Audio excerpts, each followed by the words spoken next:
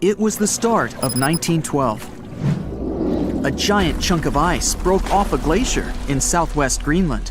The ice was made up of snow that had fallen thousands of years before the event, perhaps as far back as when mammoths still roamed the earth. The iceberg started its journey. It was a huge thing, more than 1,700 feet long and weighing over 75 million tons. It was also a very peaceful chunk of ice. It steered clear of ships and busy transport routes. And then, it somehow floated much further south than other bergs did. Our iceberg was lucky. Others melt long before they get to these low latitudes. Out of up to 30,000 icebergs that drift away from Greenland's glaciers, only 1% ever make it all the way to the Atlantic. Even after melting into the water for months, this massive block of ice was still almost twice as heavy as the Golden Gate Bridge. The iceberg's top part was towering 10 stories over the ocean surface. Several days before our iceberg made it to the Atlantic Ocean, a magnificent ship left port. It was a luxury liner carrying more than 3,000 passengers and crew members. At that time, it was the largest ship ever built. It was the Titanic. The collisions happened on April 14th, when the ship was in the North Atlantic, 370 miles away from Newfoundland. Unable to divert its course, the ship ruptured at least 5 of its hull compartments. They started to fill with water at an alarming speed. The Titanic's compartments weren't capped at the top. That's why the water spilled over and started to flood each succeeding one. The front of the ship began to sink, causing the back part to lift vertically into the air. And then, with a deafening roar, the liner broke in half. The rest is history. But what happened to the iceberg after that? On April 15th, the German ocean liner SS Prinz Adalbert was sailing through the North Atlantic. It was traveling a few miles away from the place where the Titanic had sunk several hours prior. The German ship's chief steward, who hadn't learned about the disaster yet, saw an iceberg.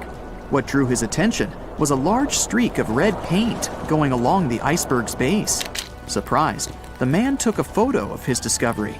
He thought the paint meant a ship had hit the iceberg within the past 12 hours. The next person who saw the iceberg and took another photo of it was the captain of a vessel laying deep-sea telecommunication cables. The ship was sent to help in the area where the Titanic had sunk. The captain later claimed the iceberg he'd seen had been the only one in that area, plus the red paint. It wasn't difficult to connect the dots. In 2015, one of these photos sold at auction for over $32,000. And still, experts are unsure whether the image really shows the infamous block of ice. It might be a simple iceberg that had been floating nearby at that time. The great unsinkable ship was gone, sunken to the bottom of the North Atlantic, where it remains to this day. But the iceberg continued on its way, perplexing a few witnesses and slowly melting into the surrounding water. It would vanish completely before the end of the year. At 11:40 p.m., the Titanic made contact with an iceberg in the North Atlantic Ocean. Many artifacts were found and restored, like parts of the ship, jewelry, and dining plates, to name a few.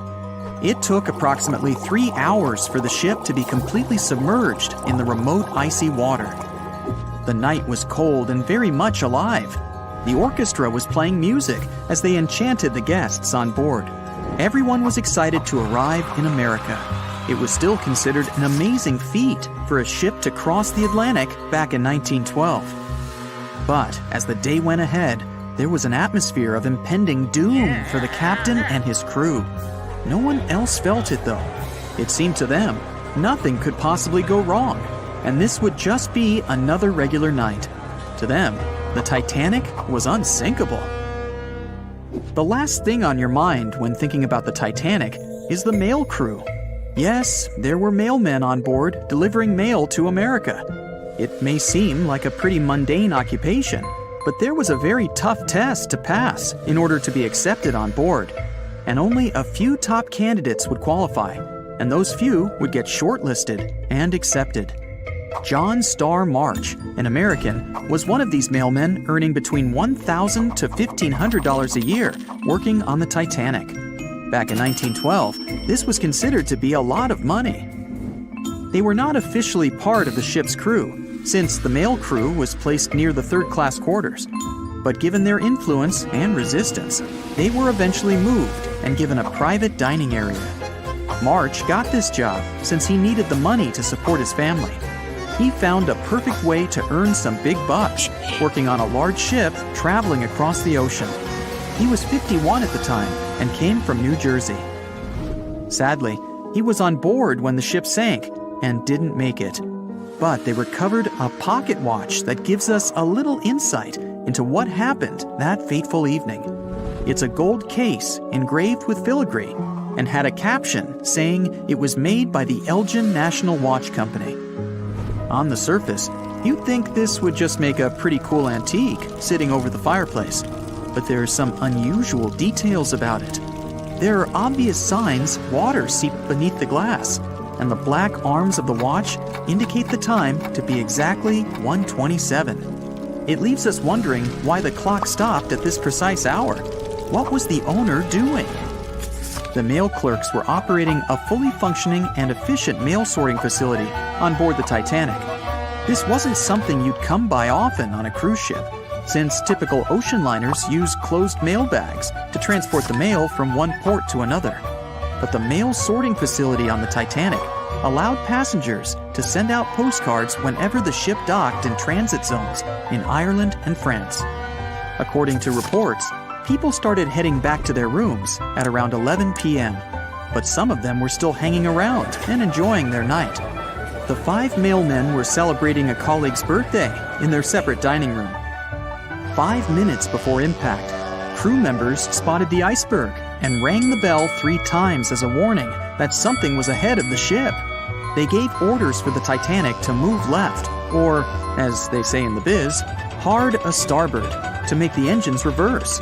It was not enough to avoid the great impact. At 11:40 p.m., the Titanic struck the iceberg, and disaster erupted on the inside. Not just water seeping in and ultimately sinking the ship, but panic and chaos among the passengers and crew members. Captain Smith reached the deck and was informed that the Titanic had hit an iceberg. And at the same time, the mailroom began filling with water.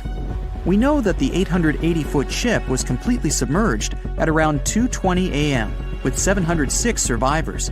The time between the impact and the sinking was really eventful. At midnight, they started getting the lifeboats ready for the passengers to evacuate. Orders were given for women and children to board the safety boats with some crewmen to guide and operate them. The problem was that the 20 safety boats available could only host 1,178 people out of the total of more than 2,200 passengers on board. March and his colleagues began sorting out the mail. There was chaos in directing and ordering around. With each second passing, icy cold water was filling the ship. 15 minutes after midnight, Captain Smith ordered his crew members to send out a distress signal. Even though SOS was established earlier than the Titanic, many others used CQD. The CQ stands for General Call, and the D is Distress. The Frankfurt was too far away to help, even though it was one of the first to respond. Even the Titanic's sister ship, the Olympic, responded, but it also was too far away. At 12:20 a.m., the Carpathia received the urgent message and redirected from its original course to help them out, even though they were 58 nautical miles away. Although this was some relieving news, the water kept seeping in at an alarming rate. It wasn't easy to keep everyone calm, knowing that the ship could be underwater in a matter of hours. At this point, many passengers were already on board the safety boats, waiting to descend into the water. The musicians on board began playing music for the ones still waiting. At first, they were playing in the first-class lounge, and then they moved to the deck. There's a debate on how long they were playing for and what song it was. None of the musicians made it out. The 5 mailmen on board were also doing their duties while the ship was sinking. According to a ship officer, the mailroom was already covered in water above the ankles, and the mailmen were busy trying to save as much mail as they could. March was one of them. There were bags of mail floating around, They started with the registered mail. Witnesses of the Titanic sinking reported the mailmen were putting bags of mail on the deck to keep them from getting wet until help arrived. They also mentioned bags of mail were floating about in the freezing water. It wasn't until 12:45 a.m. when lifeboat number 7 on the left side of the ship was lowered onto the water. Even though it had room for roughly 65 people, only 27 people were inside. Many of the safety boats carried fewer passengers than their maximum capacity allowed. The crew were worried that the boats would capsize if so many people were on them. Some reports suggest that some people even refused to board the safety ships, sticking with the claim that the Titanic was unsinkable. At the same time, they fired up one of the 8 distress rockets in the air, but it didn't get them any help. At 12:55 a.m., the second and third safety boats were descended to the waters with 2 male passengers jumping on board. 5 minutes later, another safety boat was lowered with around 39 people. At this point, water entered the base of the grand staircase. In the next 20 minutes, more safety boats were lowered, most of them underloaded. Still no help. The Carpathia was still on the way. Panic was growing and tensions were rising. There was a lot of anger for people being left behind. At around 1:30 a.m., things were getting out of control. The organized boarding of passengers to the safety boats stopped. March's watch stopped 3 minutes earlier, which could mean he was part of the scuffle between crew members and passengers. It took 3 hours for the Carpathia to arrive. March wasn't among the survivors. His watch proved to be one of the essential findings lost in the wreckage of the Titanic. It was eventually returned to March's 2 daughters, and now it's in one of the collections of the National Postal Museum. March was a man who did what he had to do in the worst circumstances. Time was a precious commodity for the people on board the ship, and this watch proved valuable to learn more about the tragic yet inspiring stories of the Titanic. Can you guess how many theories of the Titanic's sinking exist? Right, loads, including a theory of my own, which I'm going to share with you today. And then you can decide which one seems most likely to you. One Piece theory. The very first version of the events was the One Piece theory. It's very simple and basically claims that the sinking happened without any breakups. 2:15 a.m., the ship collides with an iceberg. 2:18 a.m., the lights go out. The ship reaches an angle of 45 degrees and then quickly begins its final plunge into the ocean depths. 2:20 a.m., only about 3 minutes later, the RMS Titanic disappears under the surface of the ocean for good. The liner doesn't break, it just goes down as a whole piece. Of course, this can't be true. In April 1912, the Titanic was not only the largest ship in the world, but also the largest ship ever built. It's hard to believe that such a heavy vessel could have gone down without breaking. That's just impossible. Well, I mean, you can't blame the theorists. Before we found the wreckage, there were no other theories. Wait a minute, or were there? The day after the disaster, the survivors gave their interviews. They talked about what had happened, and some of them claimed that the ship had actually broken in two when it had been flooded. For example, Jack Thayer, a 17-year-old boy, outlined the sinking as he remembered it, and L.D. Skidmon drew a sketch based on his description. The picture clearly showed the ship breaking in half. But no one believed Jack or other witnesses. There was no evidence, so their claims were received with a grain of salt. But in 1985, things changed. First, breakup theory.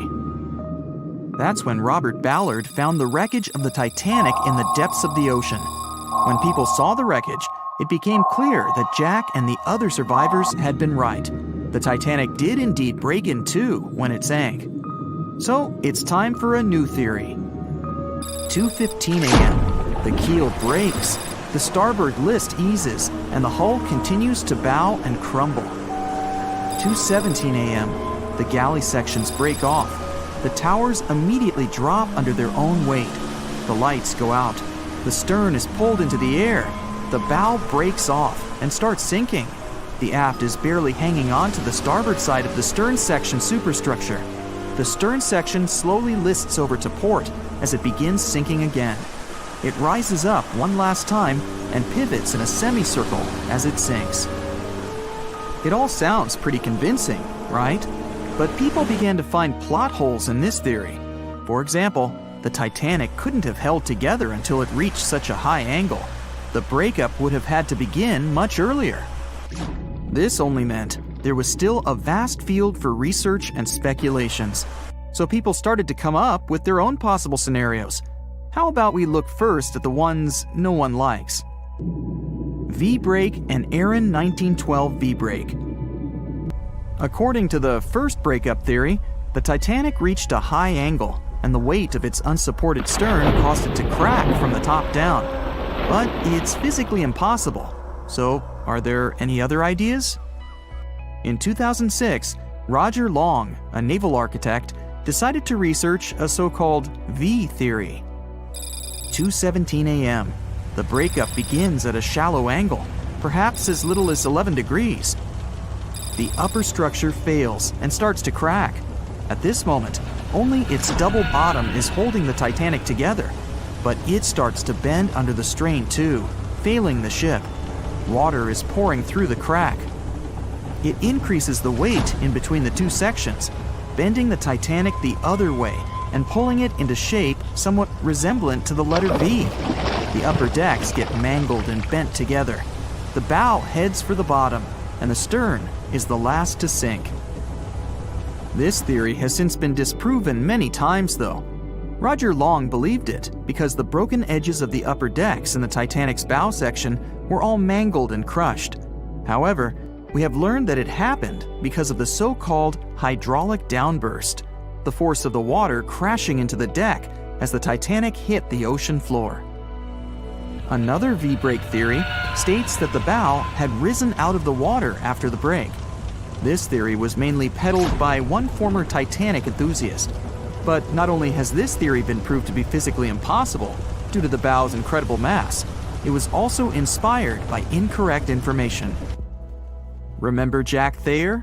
Well, it was based on his sketch and the words of a couple of passengers. But the truth is, none of them had ever seen the Titanic break down like this. Jack himself even stated in an interview that the sketch was completely out of context to what he had actually seen. It was drawn by a passenger on the Carpathia, the ship that received the Titanic's distress signal and came to its aid. It couldn't be used as evidence. Now that we know this, let's move on to the theories that most people believe in. James Cameron's banana peel theory. Who hasn't seen the legendary movie about the Titanic, right? It became the leader of the 70th Academy Awards ceremony in the number of nominations and awards, and deservedly so.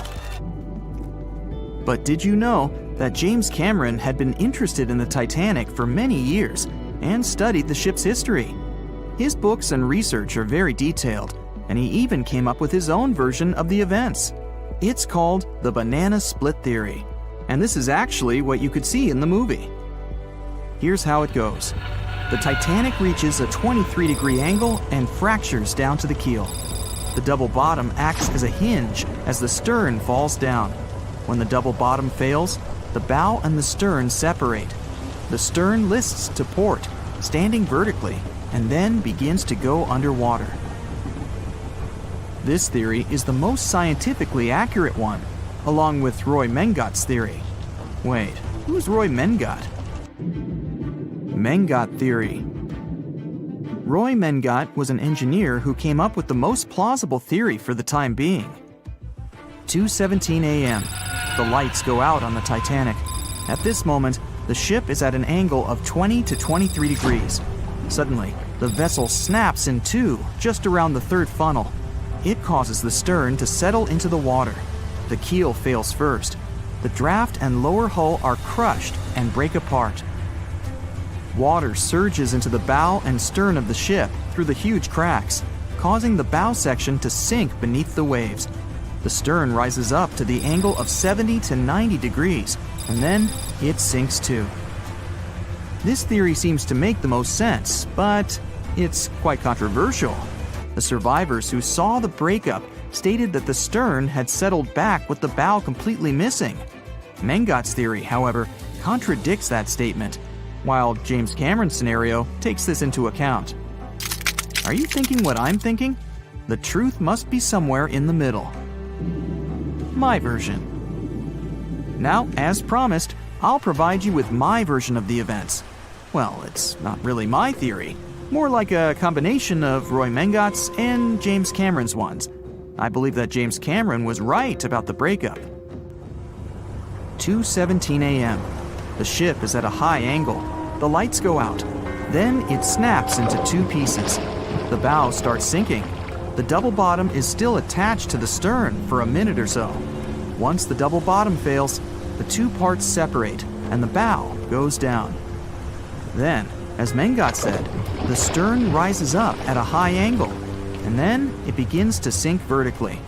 It might have actually happened because the survivors stated that they had seen a clean break. This means it couldn't be hidden. And they had also seen the stern staying vertically in the air for a long enough time, probably a few minutes, before disappearing. Anyways, all of these are just speculations. Regardless of how the Titanic broke apart and sank, it was a great tragedy. It's already been 110 years since the Titanic collided with an iceberg and sank.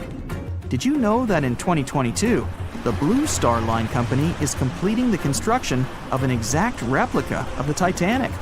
Called the Titanic II liner, the ship will be sent sailing along the same route with 2,400 people on board. Let's hope that everything goes well for them.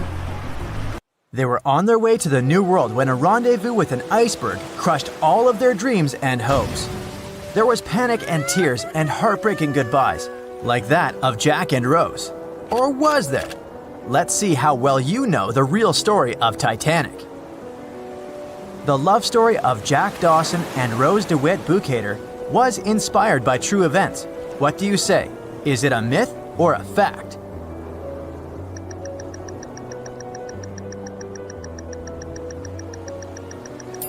The most emotional Titanic love story was actually all made up by the screenwriter and director of the famous movie, James Cameron. Some passengers featured in the movie were real though, and by a mere coincidence, there was a J. Dawson on board. His name was Joseph, not Jack, and he worked as a coal trimmer. The most expensive object lost with the Titanic was a painting by Pablo Picasso. What's your take on this one?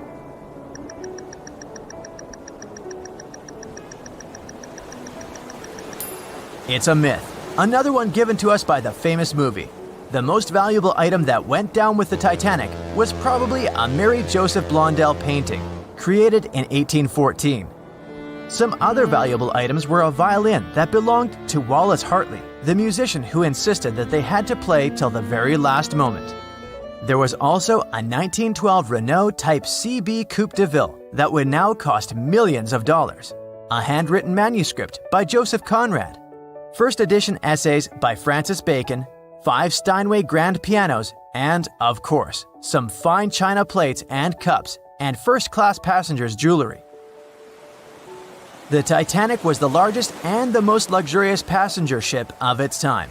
Does it sound real to you?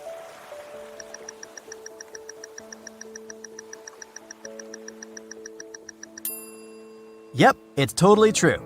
In April 1912, the Titanic was the largest ship ever built.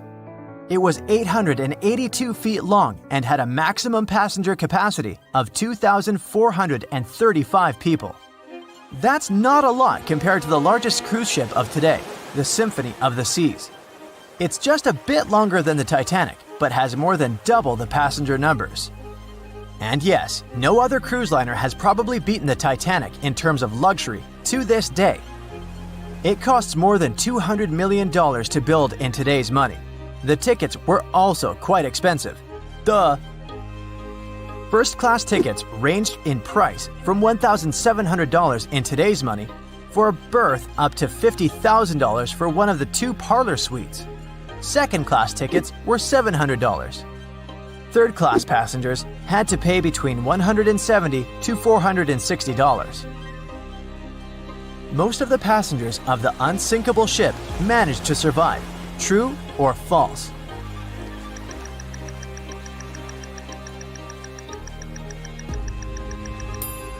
Sadly, it's false. Only 37% of all the passengers actually survived the meeting with the Titanic. Around 61% of the first-class passengers, 42% of the second-class passengers, and 24% of the third-class passengers made it out alive.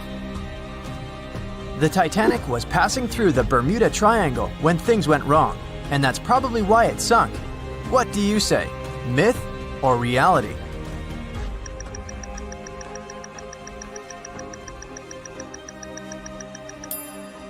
It's 100% a myth. The Titanic never even came close to the Bermuda Triangle. The liner sank about 400 miles south of Newfoundland, which is a huge distance to the north of Bermuda, the infamous area where ships and planes disappear without a trace. We might have the moon to blame for the sinking of the Titanic. True or false?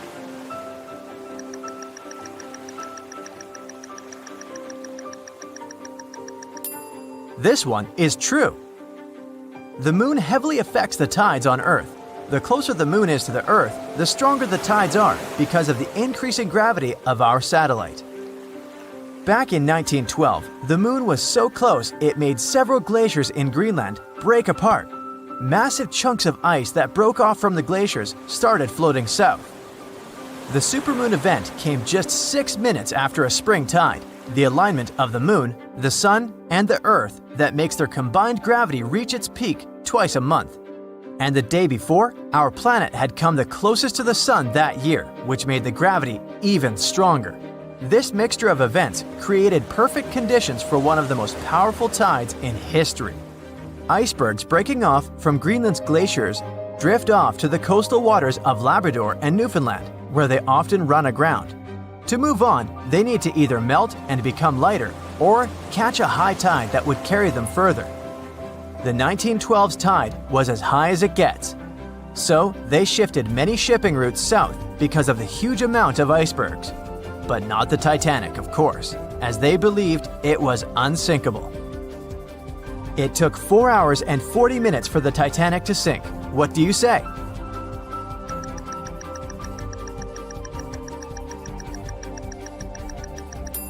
It's false, and if you're a Titanic expert, you definitely know it was actually 2 hours and 40 minutes. And this was slow enough, given the damage caused by the iceberg. It didn't sink faster, thanks to the ship's construction. There were 16 watertight compartments in the lower part of the ship. They worked as a lifeline. When the iceberg crashed into the hull, it broke into 6 boxes. The Titanic could have stayed afloat only if 4 compartments had been damaged. Water filled the first 6 compartments within 1 hour. During this time, the ship tilted slightly to the right side. Then, water began to flood the 7th box when all 6 boxes were filled. And from that moment, the sinking rate was growing with every second. The ship's bow sank under the water, and then the stern filled up. One of the leading reasons for the Titanic tragedy was signal rockets. True or false? What's your take on it?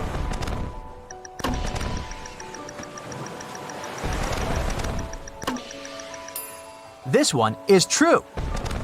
When any ship sinks, the crew members must release red flares. It's a signal to all nearby ships that someone is in trouble. But for an unknown reason, someone put white lights in the Titanic's rocket box.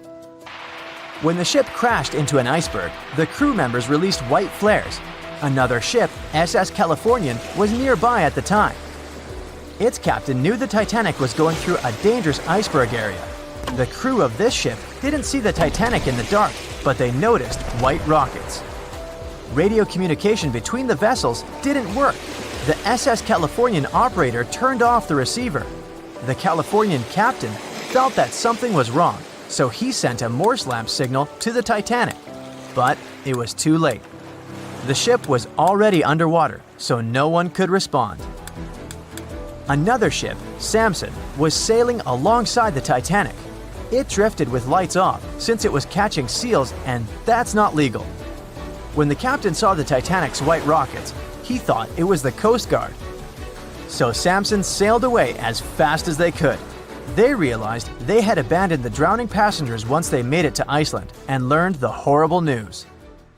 In 1996, one expedition managed to raise the Titanic from the ocean floor. Do you believe it?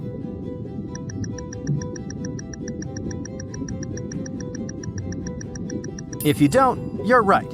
There were different ideas on how to raise the Titanic, from doing it with compressed air to putting it in wire mesh and covering it with liquid nitrogen, or using giant magnets. The only real attempt to raise the Titanic was made in 1996, and it failed dramatically. The expedition's goal was to lift a part of its hull, weighing about 21 tons. It would still have been the largest piece to see the sunlight again, if the operation had succeeded, that is. They lowered 4 large bags filled with diesel fuel to the bottom of the ocean and attached them to the hull plate. Then, the fuel bags were released and they started lifting the pieces on their own. The plate was about 200 feet below the surface when the weather got rough. The expedition members decided to tow the part to calmer waters around 80 miles away. Long before they reached the towing destination, half of the plate broke off and sank to the bottom again. 2 of the lifting bags seemed to have broken loose and the hull went down. The Titanic will most likely crumble to dust halfway up if someone tries lifting it again. So, how many correct answers do you have? Let me know in the comments below. A beam of electric light pierces the darkness over the calm waters of the Atlantic Ocean. The Titanic is quietly making its way through the waves, its passengers asleep, when suddenly a monstrous white shape is caught in the light beam. The fateful iceberg is about to rend the side of the legendary ship.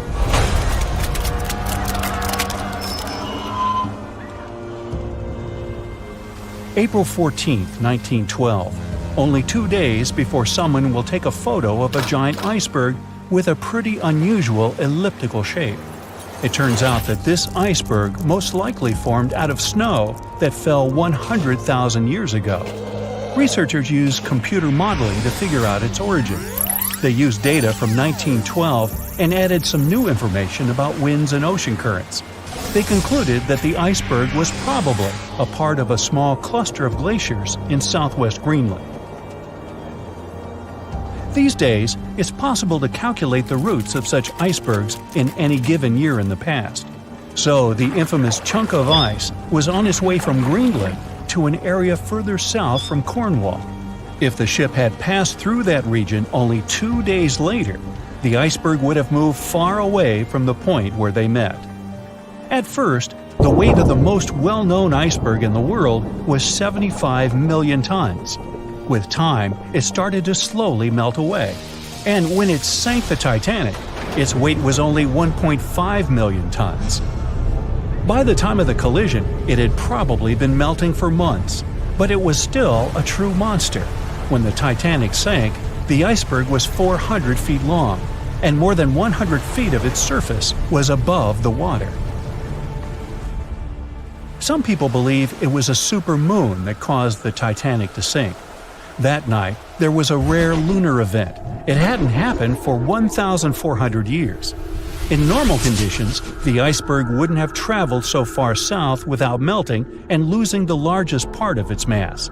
But the supermoon could have been the reason for an unusually high tide that pulled the iceberg away from the glacier way faster than usual. There's a specific type of bacteria that slowly consumes the remains of the Titanic. Salt corrosion, ocean currents, freezing temperatures, plus this rust-eating microorganism might consume the entire wreckage. American actress Dorothy Gibson was aboard the Titanic. She survived, and when she arrived in New York, she started filming a movie called Saved from the Titanic almost right away. The movie was released only a month after the Titanic sank, and in the movie, she even wore the same shoes and clothes she had during the actual disaster. The movie was a big success at that time, but the only known copy was destroyed in a fire. 14 years before the Titanic sank, a novella called Futility had been published, and it seemed to have predicted the whole event. The plot centered around a fictional ship called the Titan that sank during its voyage. The Titan was almost the same size as Titanic, and they both went to the bottom in April. The reason was hitting an iceberg, too. Both the real and fictional ships were described as unsinkable, and both of them had the legally required number of lifeboats, which, as it turned out later, were nowhere near enough. We've seen it in the movie, but there were some real-life love stories happening on the Titanic, too. 13 couples even took a trip on the Titanic as part of their honeymoon. One of the couples owned Macy's department store in New York. Once it became clear the Titanic was rapidly sinking, the woman refused to go into a lifeboat without her husband. But he didn't want to join her while there were still women and children who he thought had to go first. Then his wife gave her coat to her maid. She insisted that the maid should get into the lifeboat, and she wanted her to be warm. As for the woman herself, she decided to stay with her husband till the end. Some people believe Titanic sank because of a mummy, not an iceberg. It all started around 1000 BCE with a mysterious woman who lived in Egypt, in the City of Thieves. People knew little about her, but they called her a priestess. Her mummy was put in a wooden sarcophagus and covered with a large lid with the image of her face and some mystical inscriptions. This place had been hidden until the first half of the 19th century, when a group of locals accidentally came across it. They disturbed her peace. No one knows how, but the mummy disappeared that day without a trace. A couple of decades later, a group of rich friends from England traveled to Egypt and found the empty mummy casket with the image of the priestess, whose dark eyes seemed to be looking into the void. They decided to buy it, but the buyer disappeared the same night before he even got the case. All members of the group had some accidents. The casket changed its location a couple of times until it, as some believe, ended up on the Titanic. It took more than 70 years for a robot submarine to find the ruins of this legendary ship. The wreck lies nearly 13,000 feet under the surface of the Atlantic Ocean, split into two halves. Why did the liner break apart? No one knows exactly. Some think it happened because of the water that got inside when the ship collided with the iceberg. The pressure was so powerful it separated two parts of the vessel, starting with the ship's bottom structure. Others say it was because of the hull rivets. They had a high concentration of slag or smelting residue, and that's something that can cause the metal to split apart. The ship generally had many flaws, starting with the design. The watertight bulkheads weren't completely sealed on top. This allowed the water to flow between the compartments and, in the end, sink the vessel. The iron of the ship's rivets and steel of the hull ended up ruined because of high sulfur content, cold temperatures, and high speeds. The steel shattered and the rivets popped out quite easily. Because of this, Titanic sank 24 times faster than it would have otherwise. If the ship had hit the iceberg head-on instead of ramming it with its side, it would have probably stayed afloat. How come the crew members didn't have binoculars? It would have surely helped them spot the iceberg on time and maybe even avoid the disaster. But the binoculars on the Titanic were locked in a storage cabinet. Only one crew member had the key, and he had been transferred off the ship right before it set sail. He later said he hadn't remembered to hand over the key. But even without the binoculars, the ship might have had some time to change course and avoid the collision if the crew had gotten some warning. But that's the thing, someone did warn them. About an hour before the incident, a ship that was relatively close to Titanic, the SS Californian, sent a message to inform them it had stopped because of dense ice field. But the warning never got to the Titanic's captain. Some experts say it was because the radio operator didn't think it was that urgent. And later, the SS Californian said they didn't get a call for help from the Titanic because their radio operator was off duty. Some say the crew on the Titanic couldn't spot the iceberg on time because of an optical illusion. Atmospheric conditions that night probably caused super refraction, which could have camouflaged the berg. After all, no one actually saw the iceberg until it was too close to the ship to somehow avoid the crash. Not even a whole minute passed between the moment they saw the iceberg and the collision. It was only 37 seconds, and it took Titanic 2 hours and 40 minutes to disappear below the ocean's waves.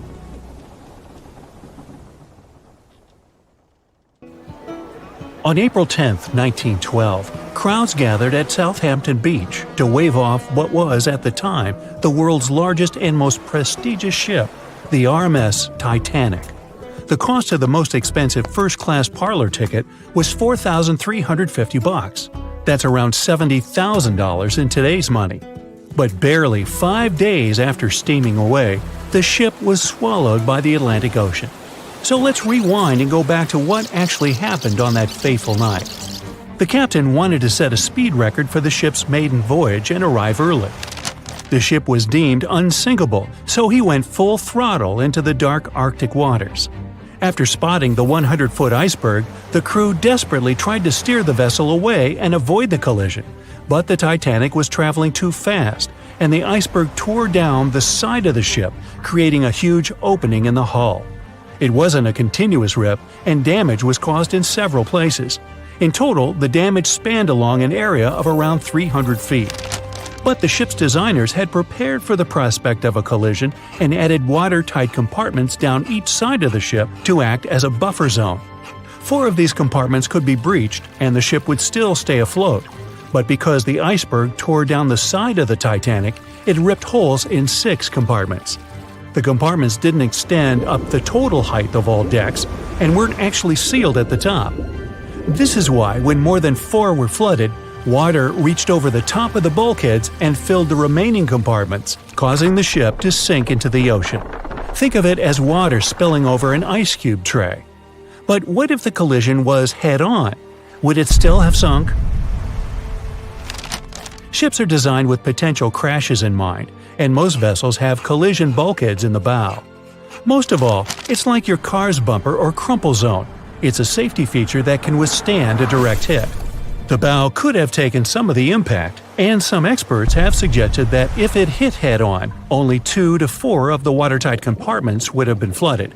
So, in theory, the Titanic might not have sunk, and it might have even been able to continue sailing to its final destination at a much slower speed. The force of impact would likely have been huge, though. But although passengers would have been injured by the force, they'd have been able to stay on the ship to wait to be rescued by other ships, rather than being forced into the icy waters of the Atlantic. Still, one of the Titanic's designers, Edward Wilding, suggested that the force of the impact might not have actually been that big. He told the British Inquiry that lots of people scarcely felt the collision, and he believed the ship would not have sunk if it did hit the iceberg head-on. The ship was also designed with remotely operated watertight doors between all compartments, so any floods could have been quickly sorted out. Because Titanic had 6 breaches from the side collision, and because it happened so quickly, sealing the doors wouldn't have made a difference, as it was essentially impossible to save it by that point. The ship immediately began to flood, with water pouring in at a rate of roughly 7 tons per second, 15 times faster than it could be pumped out. So, while it sounds like the Titanic would have survived had the ship hit the iceberg head-on, this idea does come with some issues. First off, the collision bulkheads were designed to survive a crash with another ship, not a giant iceberg. If 2 ships collided, both would absorb some of the impact in their bulkheads, sharing the impact and likely staying afloat. But an iceberg is stationary, meaning that Titanic would absorb most of the energy from the collision. If Titanic hit head first, because of the speed it was traveling, the impact would have likely traveled down the whole body of the ship. Just imagine a 46,000-ton ship traveling at around 20 knots. At some point, it hits an iceberg that weighs what could be over 100,000 tons. This collision would likely create a powerful force causing massive damage to the vessel. It is likely that seams would split, staircases would come tumbling down, and rivets would burst open across the ship. All that would have potentially flooded even more compartments. This could have caused Titanic to sink in a matter of minutes rather than hours. But that's just the tip of the iceberg. As we all know, the biggest part of it is hidden underwater. So if Titanic had been traveling head-on, it's likely it would have hit the part of the iceberg below the water first, which would send it veering off course. Hitting an iceberg is not like hitting a brick wall. In this case, the ice under the water would have torn open the bottom of the ship and caused damage to the sides. Icebergs also aren't flat, solid objects.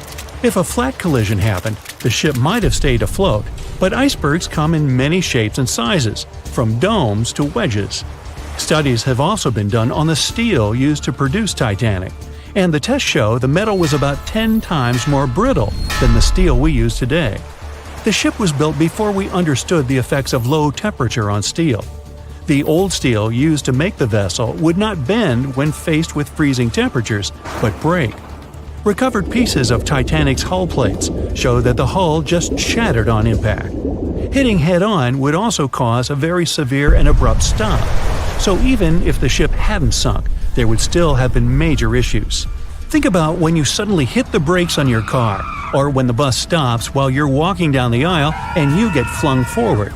Passengers would have been thrown across the ship, and because the crash happened at night, most people were sleeping, so wouldn't be able to effectively prepare for any sort of impact. This would result in injuries for most people on board.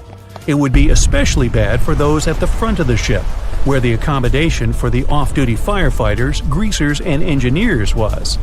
But while passengers and off-duty crew may have been thrown out of bed, there would be a lot more survivors than in the original scenario. Many ships have had head-on collisions and made it back to shore. Not many people know that Titanic actually had two sister ships. The White Star Line, the company that built Titanic, also built vessels called Britannic and Olympic. Captained by Edward J. Smith, who would later helm Titanic, the Olympic set off on its maiden voyage in June 1911. But much like Ford's sister ship, disaster was just around the corner. On its fifth commercial voyage, Olympic collided with a Royal Navy ship, HMS Hawke. While the Olympic received damage to its side, Hawke crashed into the other vessel head-on. The bow of the Hawke was completely crushed by the collision, but because the ship had watertight compartments, it managed to survive the impact and later returned to shore for repair. Another study case is the SS Andrea Doria, which was an Italian ocean liner that made global headlines in 1956. Like the Titanic, the Andrea Doria was heading for New York City on its 101st voyage when disaster struck. On July 25th, the vessel collided with the 524-foot Swedish passenger liner Stockholm. The Stockholm hit the ship head-on, but the point of impact for the Andrea Doria was on its side. The front of the Stockholm was completely smashed, but because the impact was on its hull, it managed to survive. The Andrea Doria, however, sadly sank due to the collision being on the side of the ship. So these cases could suggest that maybe the Titanic would have survived had it hit the iceberg head-on. But we have to remember that the Titanic hit the thing full speed, whereas both the Olympic and the Andrea Doria were traveling slower. In the Titanic movie, you won't see any fumes above the fourth funnel of the legendary ocean liner, and it's not a mistake. Back in 1911, the year before the Dream ship's departure, large ships would mostly sail with 4 chimneys. They needed those to draw heat and fumes from their massive boilers. The Titanic was a real engineering gem that only needed 3 chimneys to function. So the fourth was added for balance and more impressive looks. The White Star Line thought the public would have been disappointed to see only 3 pipes on the greatest ship of all time. The Titanic's sister ships, the Olympic and the Britannic, also had 1 fake funnel each for the same reason. The dummy chimney wasn't completely useless and served for ventilation. It took out the fumes from the machine spaces in the lower decks and from one of the first-class general rooms. 1 big ventilation funnel, instead of several small ones, helped to declutter the upper decks and left more open space for passengers to enjoy their strolls. When Titanic went down, the funnels, each weighing 60 tons, went down with the rest of the ship. They were made extra tall to make sure the passengers weren't covered in the soot being ejected. Their height and weight let them stay in the upright position. The forward funnel, followed by the others, fell only when the ship went for the final dive. Those chimneys were much lighter than the bow, so they spread among other debris. The light material they were made of flattened once it hit the bottom, and the iron-eating bacteria living deep down took care of it later. The bow of Titanic remained intact when it hit the seabed, but the stern was completely mangled. When the famous ocean liner hit that iceberg, things got really messy. It took the future movie star a whole 2 hours and 40 minutes to submerge completely. The collision let water flood 6 out of 16 watertight compartments. As the water gushed into the starboard side, the ship started to tilt down in the front and a bit to the right. By midnight, the damaged compartments were spilling water into others, and it was chaos because these compartments were only watertight horizontally. Soon enough, water started flooding through the anchor chain holes, and by 2 a.m., the bow was sinking, and the stern's propellers were lifted out of the water. The ship kept flooding until the moment the bow went underwater, and the stern shot up almost 45 degrees. The weight of those massive propellers stressed the ship's midsection. The steel just couldn't handle it and failed. Survivors described that moment as some loud noise, like breaking china or falling gear. That was the Titanic's upper structure giving in. By 12 past 2 a.m., the bow and stern were only connected by the inner bottom structure. Minutes later, the bow, weighing almost 16,000 tons, broke loose from the stern. The stern rose sharply to an almost vertical position and started sinking slowly. By 2:20, it disappeared underwater. The bow was cruising down at about 13 miles per hour and had hit the ocean floor almost a half an hour before the stern. The two parts of the Titanic now lie 2,000 feet apart, pointing in different directions. The bow remained mostly intact, just covered in mud. The stern turned into a tangled wreck because of the implosions it went through during the descent. The air trapped within the structure just couldn't handle the increasing pressure of the water deep down. Signal rockets played a big part in the Titanic's tragedy. When a ship goes down, you're supposed to shoot up red flares to signal trouble. But someone decided to stock Titanic with white lights instead of the usual red ones. So when the ship smacked into that iceberg, the crew fired off white flares. The SS Californian was passing nearby, and his captain knew the Titanic was in a dangerous iceberg zone. The crew didn't spot the sinking Titanic, but they sure saw those white rockets. The radio between the ships was useless because the Californian's operator switched it off. The captain had a gut feeling something was off, so he flashed a Morse code light signal at Titanic. But he received no reply because the Titanic had already gone underwater. There was another ship, Samson, sailing alongside the Titanic. It had plenty of illegally hunted frozen seal meat from Canadian waters abroad, so it was sailing with lights off to remain unnoticed. When they saw the Titanic's white rockets, they thought it was the Coast Guard and zoomed away. Samson didn't have a radio, so they couldn't find out about the ongoing disaster. The crew got the news about Titanic only when they got to the coast of Iceland the following month. There have been many theories to explain the Titanic tragedy, and one of the recent ones says that there was a fire involved. An Irish journalist went full detective for decades, digging into the mystery, and stumbled upon a game-changer. He came across a photo album that had been hiding from the public for a century after the tragedy. In the pictures, taken at the Harland and Wolff shipyard in Belfast, Northern Ireland, just over a week before the liner sailed, you can clearly see a massive 30-foot black spot on the ship's hull. Maloney researched the photos and eyewitness testimony from the time and claimed that a fire spontaneously broke out inside of one of Titanic's enormous coal bunkers. It was raging for a whole 3 weeks and messed with the metal, critically weakening a crucial segment of the ship's hull. Back then, most ships had just one hull, so it was the only skin the Titanic had. That's why the Iceberg managed to punch a hole through the ship so easily. If it hadn't been for the fire, the Titanic might have shrugged off that iceberg collision. The company operating the liner knew about the fire, but they decided to conceal that fact. They didn't want any negative stories in the press as they faced some serious competition in transatlantic voyages. The Titanic was sold out, so they stocked up on coal and made it sail. The moon might have also played a role in the sinking. Our satellite heavily affects tides on the Earth. The closer it is to our planet, the stronger the tides are because of the increasing gravity of the moon. Back in 1912, the moon was so close it made several glaciers in Greenland break apart. Massive chunks of ice that broke off from the glacier started floating south. The supermoon event came just 6 minutes after a spring tide.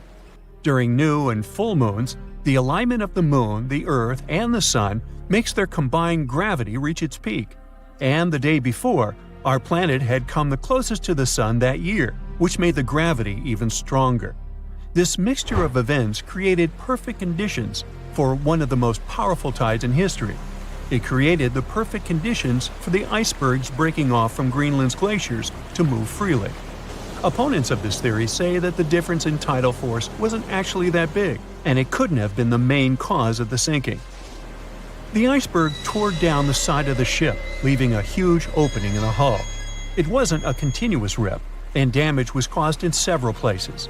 Some experts believe the ship would have survived the iceberg if it had hit head-on. The Titanic had watertight compartments designed to prevent flooding in case of a collision. Only the first 3 or 4 of these compartments would have been flooded. This could have helped save a lot of lives.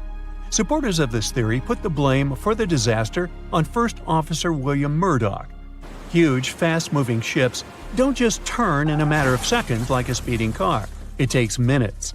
When Murdoch realized the collision was inevitable, he tried dodging left to avoid a direct hit. But despite his efforts, the ship still collided with the iceberg. You know the rest.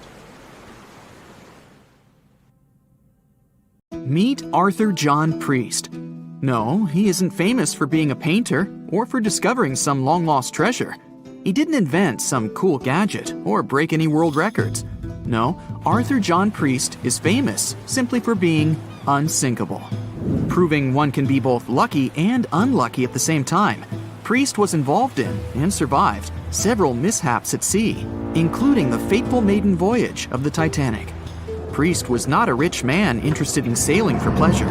He was part of the working class, employed as a stoker or fireman, stuck for hours within the hot bowels of large steam-powered vessels.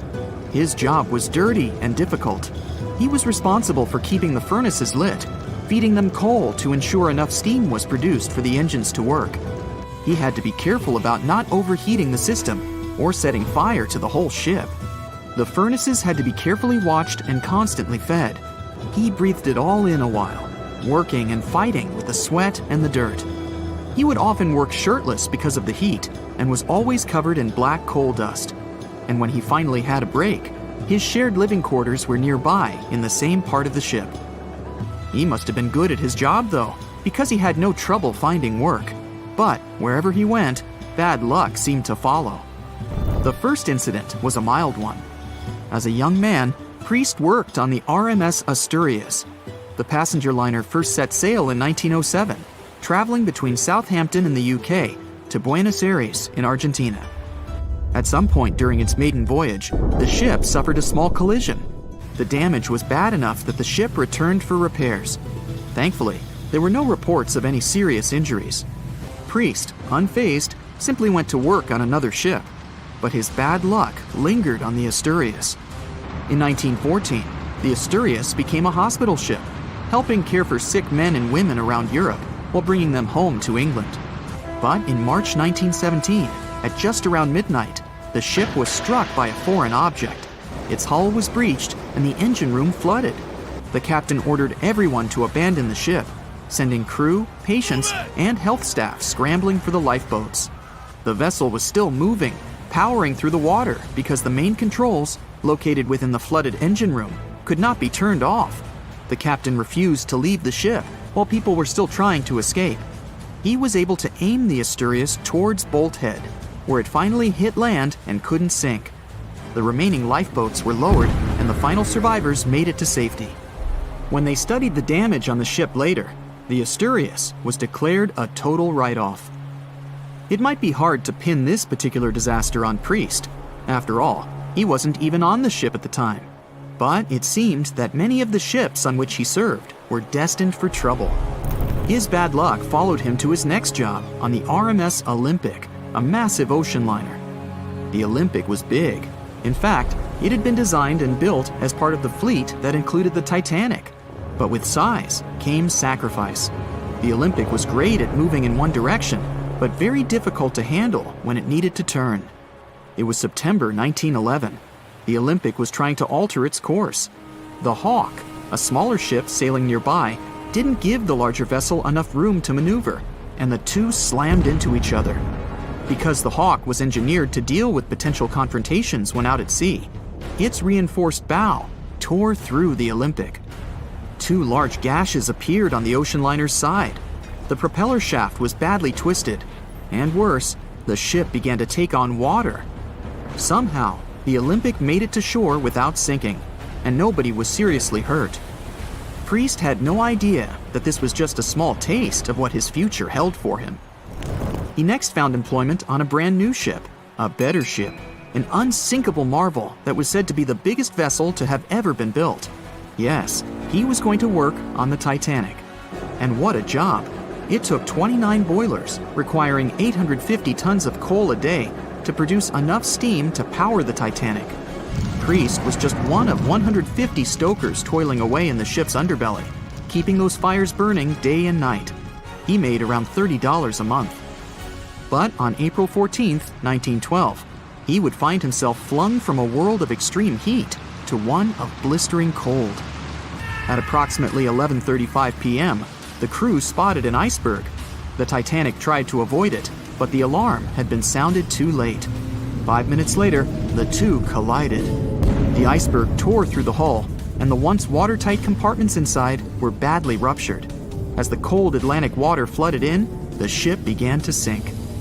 Distress signals were sent, but the closest ship, the Carpathia, was over 3 hours away. In the dark of night and stuck in the middle of nowhere, the crew and passengers panicked. Those who could scrambled for the lifeboats. Others jumped into the icy waters. In total, only 706 survived that terrible night. Priest, at the time of the collision, was down in the ship's lower quarters. He was on break, relaxing from a hard day of work. And as the ship went down, so did his chances of survival. He and his fellow workers were in the most dangerous position on the ship. They had to make their way through a maze of corridors and gangways, some of which were flooded, in a mad dash to the deck. And then they faced the frigid water, jumping in and desperately swimming to safety. The ocean was so cold that Priest even suffered frostbite before finding his way onto a lifeboat. He was one of only 44 stokers to survive that night. After an experience like that, most of us would never set foot on a boat again. But Priest had to work. His next job also ended in disaster. He was offered employment on the HMS Alcantara.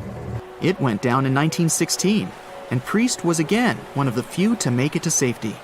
He was badly wounded in the process. But he kept pressing his luck, and his next job as a stoker may have felt eerily familiar. He would be working on a ship built by the same people behind both the Olympic and the Titanic. And this ship, named the Britannic, was the biggest of the three. It was also believed to be a superior vessel, fitted with new safety features after the Titanic sank. For example, it had 48 open lifeboats, 46 of which were the largest ever used on a ship before. 2 of these were even motorized and equipped with special communication devices. The good news? The Britannic survived its first trip without incident. It was already doing better than the Titanic ever did. However, on November 21st, 1916, the Britannic was shaken by a loud explosion while traveling through the key channel in the Aegean Sea. The hull was damaged, and some of the compartments began to fill with water. But, unlike the Titanic, the Britannic had been designed for just such an emergency. It had been fitted with 5 watertight bulkheads. Intact, these would help keep the ship safe and floating for a much longer period of time. But there was one issue. Portholes along the lower decks had foolishly been left open. As the ship tilted, the portholes let in water, which flooded the Britannic and hastened its descent into the sea. This effectively made those watertight bulkheads useless. The ship was going down fast, much faster, in fact, than the Titanic had sunk. 35 of the lifeboats were successfully launched, saving most on board. Of the 1,066 passengers and crew, 1,036 survived. Priest, his luck intact, was one of them. And yet, he still wasn't done with a life at sea. He accepted a position as a stoker on the Donegal. It was a smaller passenger ferry that had been converted for use as a hospital boat.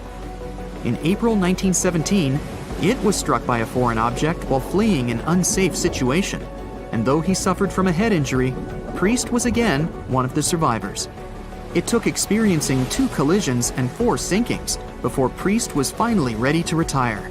In fact, he reportedly said he only gave it up because no one wanted to sail with him. Can you blame them? He would live out the rest of his life on dry land in Southampton, England, with his wife Annie and their 3 sons. But Arthur John Priest would always be remembered as the unsinkable stoker. Staying in the water that's 70 degrees Fahrenheit for a long time definitely won't do your health any good. A water temperature of 50 degrees Fahrenheit is a nightmare. It feels much colder than the air of the same temperature. The passengers of the Titanic were in 28 degrees Fahrenheit water. Can you imagine how cold it was? Even the iceberg that the Titanic met was warmer. The water didn't freeze because of the high salt content. But what if the temperature had been higher? What if the Titanic had sunk in warm water, say 120 degrees Fahrenheit? Theoretically, this could have happened had the waters of the North Atlantic met a warm undercurrent from the southern part of the ocean on disaster day. But this heat wouldn't have been enough. The ocean area is too vast, and the temperature is too low at night. The warm undercurrent alone wouldn't have made a difference for people who were overboard. But if the Titanic had sunk in another place at one particular moment, perhaps then all people could have been saved, thanks to an incredible natural phenomenon. Now, on board everybody, our voyage to a parallel universe begins. It's a moonless night on April 14th through 15th. The Titanic crashes into an iceberg. Icy water floods the lower decks. The captain sends a distress signal. The nearest rescue ship, Carpathia, is 58 miles away from the sinking Titanic. At maximum speed, Carpathia will get there in 4 hours. That's quite long, even in warm tropical waters, since your body loses heat anyway. The Titanic begins to sink. The crew downs lifeboats. Some of the passengers jump overboard. The ship is going under the water. There are no boats left, so you jump along with other passengers. It feels as if you got inside a huge iceberg. The water is so cold that it's hard for you to move. You can't even scream because there's no air in your lungs. But at this moment, you feel a pleasant warmth coming from the depths. The heat rises above your knees and waist, then reaches your neck. Finally, you regain control of your muscles and can breathe deeply. You notice that all the other passengers feel the same warmth. The water becomes a little hot. It makes you happy. But in a moment, horror replaces your delight. The ocean begins to foam. And not because of the high temperature, but because something is rising from the ocean floor. You hear a heavy, low sound coming from the depths. It's not a sinking Titanic, but something bigger. You can see a huge iceberg nearby. It's melting, and a huge chunk is breaking off from it. 1,000,000 bubbles appear on the surface. Then you feel something hit you in the leg. Thousands of strange lightweight rocks are rising from below. There are also massive plates among them. People use them as lifeboats. You climb on one of those rocks and look at the ship. It doesn't sink, since all the water is bubbling and pushing the vessel up. You take one of the small rocks and understand everything. It's pumice. An underwater volcano has woken up right under the ship. Thousands of tons of volcanic rock are floating to the surface. When it erupts, its magma shakes the entire space, heats the water, and destroys the seabed. But it doesn't result in anything destructive on the surface. The enormous pressure of hundreds of millions of gallons of water suppresses the volcano's power. Molten rocks of the Earth's crust are pressed against the seabed, and pumice rises to the surface. And here's why it happens. The upper part of Earth consists of many solid parts, tectonic plates. These plates collide with each other and divide. And when one part separates from another, the magma immediately comes up. So, all volcanoes are these unstable fault sites. If the Titanic had sailed over one of these areas during an eruption, many passengers would have been saved. Back in the parallel universe, you notice the Titanic starts sinking again. The water is no longer bubbling. The volcano has gone out. In a matter of seconds, the ocean turns icy again. Fortunately, you have your pumice lifeboat. This is enough to wait for rescuers. But let's imagine a situation with no underwater volcano and an iceberg. A situation when the water was warm from the very beginning. One of the engines in the motor compartment of the ship breaks down. Several pipes burst because of increased pressure, and now there's a crack in the ship's body. Water is filling the lower decks. The ship is sinking. People evacuate on lifeboats. There's less panic since the night is warm and no one is freezing.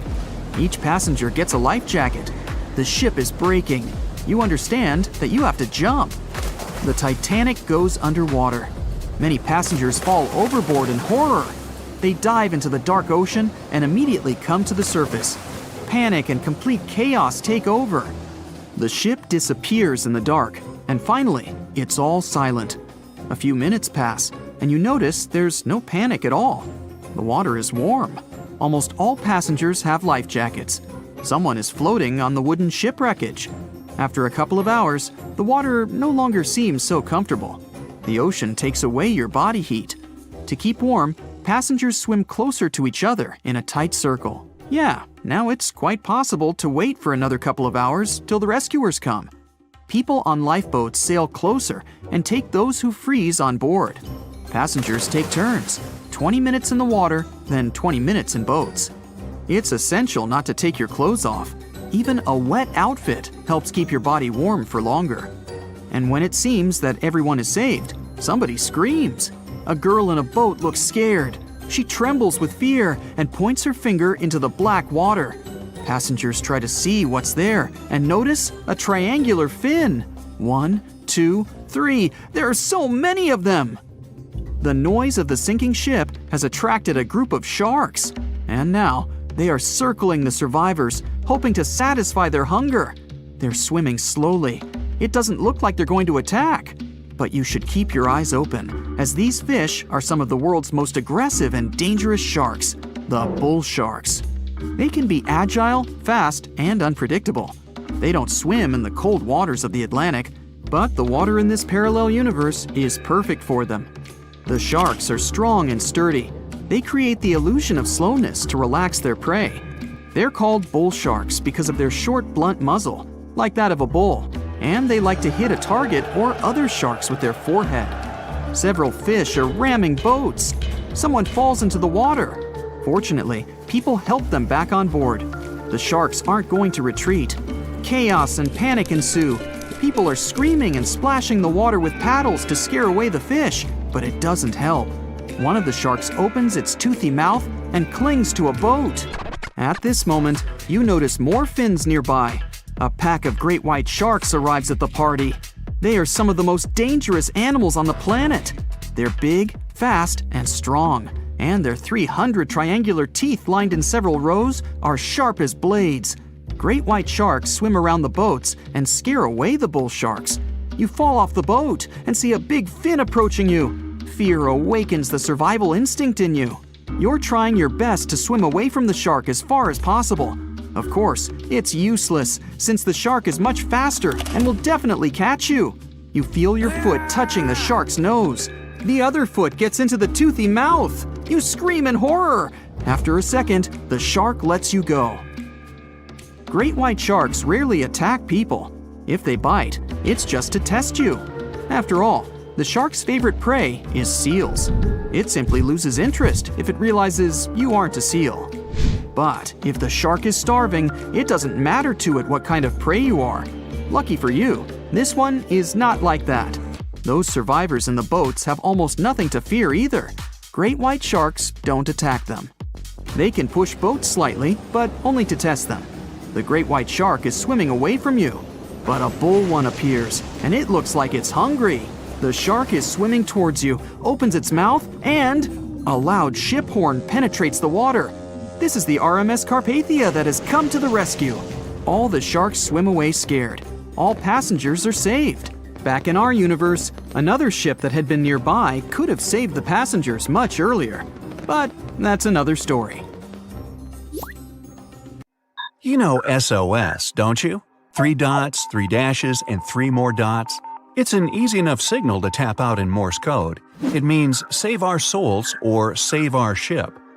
The crew of the legendary Titanic had been desperately trying to send this signal for 2 hours the night of April 14, 1912. There were other ships not too far from the spot where the iceberg took down the mighty Titan of the sea, but the call for help seemingly disappeared before it could reach them. The passenger ship SS Mount Temple did pick up a signal and try to respond, but the Titanic never got the answer. So what was silencing the ship's cries for help? Some unknown Bermuda Triangle of the North Atlantic? Consider this. Eyewitnesses say the sky was painted with a brilliant aurora borealis that cold, fateful night. Beautiful, yes, but on that day, the northern lights may have sealed Titanic's fate for good.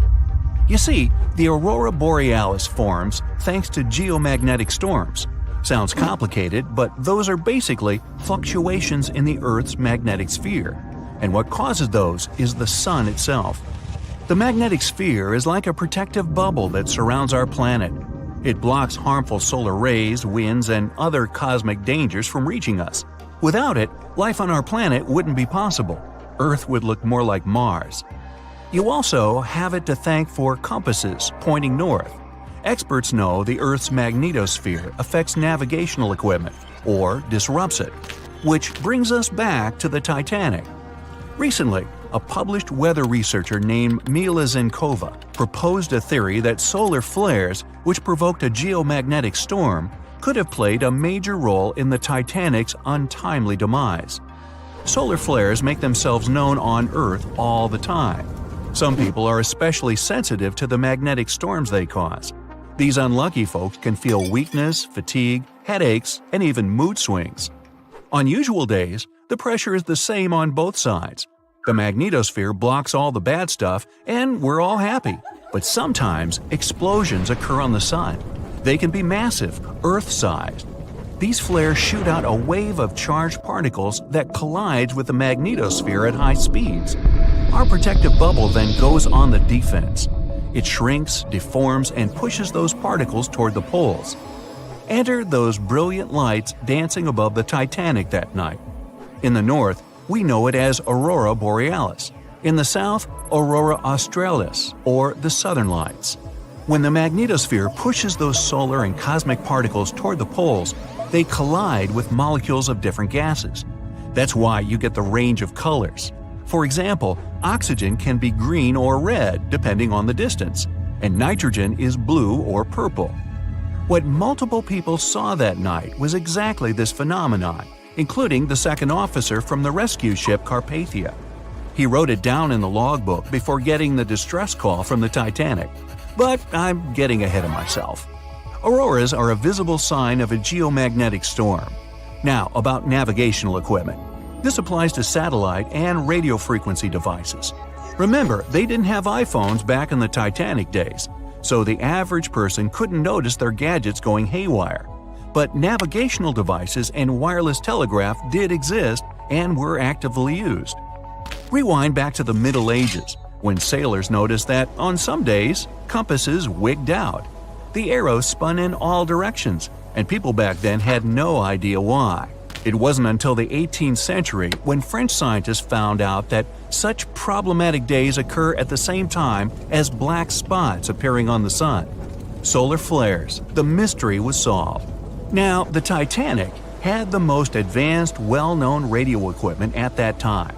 They tested it thoroughly to make sure it worked for distances up to 2,000 miles away. Titanics passed them all. On April 10, 1912, the massive liner left Southampton and set off for New York. The very next day, the crew started getting the first reports of drifting icebergs and ice fields. They put dots on the map to mark the coordinates and let out a sigh of relief. All the troublesome spots were north of the Titanic's planned route. But after a couple of days, the warnings were moving farther and farther south, encroaching on the majestic ship. On April 14th, Captain Edward Smith decided to change course to the south in hopes of bypassing the ice. This ended up being a huge mistake. Enter the magnetic storm. If it was throwing the navigation equipment off, even by a tiny error of half a degree, The captain could have been mistakenly taking the ship right toward a cluster of icebergs. What's even worse, the radio operators ignored warnings coming from other ships. That, or they simply forgot to hand them over to the captain. As hired contractors from the radio company, they were more interested in transmitting paid telegrams from passengers on that luxurious liner. The radio transmitter kept going out of order that evening, probably because of all this private traffic. When it was finally fixed, operator Jack Phillips received another message from the SS Californian at 10:30 p.m. Their operator was trying to warn Phillips about the coordinates of drifting icebergs, but he paid them no attention. He was nervous and in a hurry.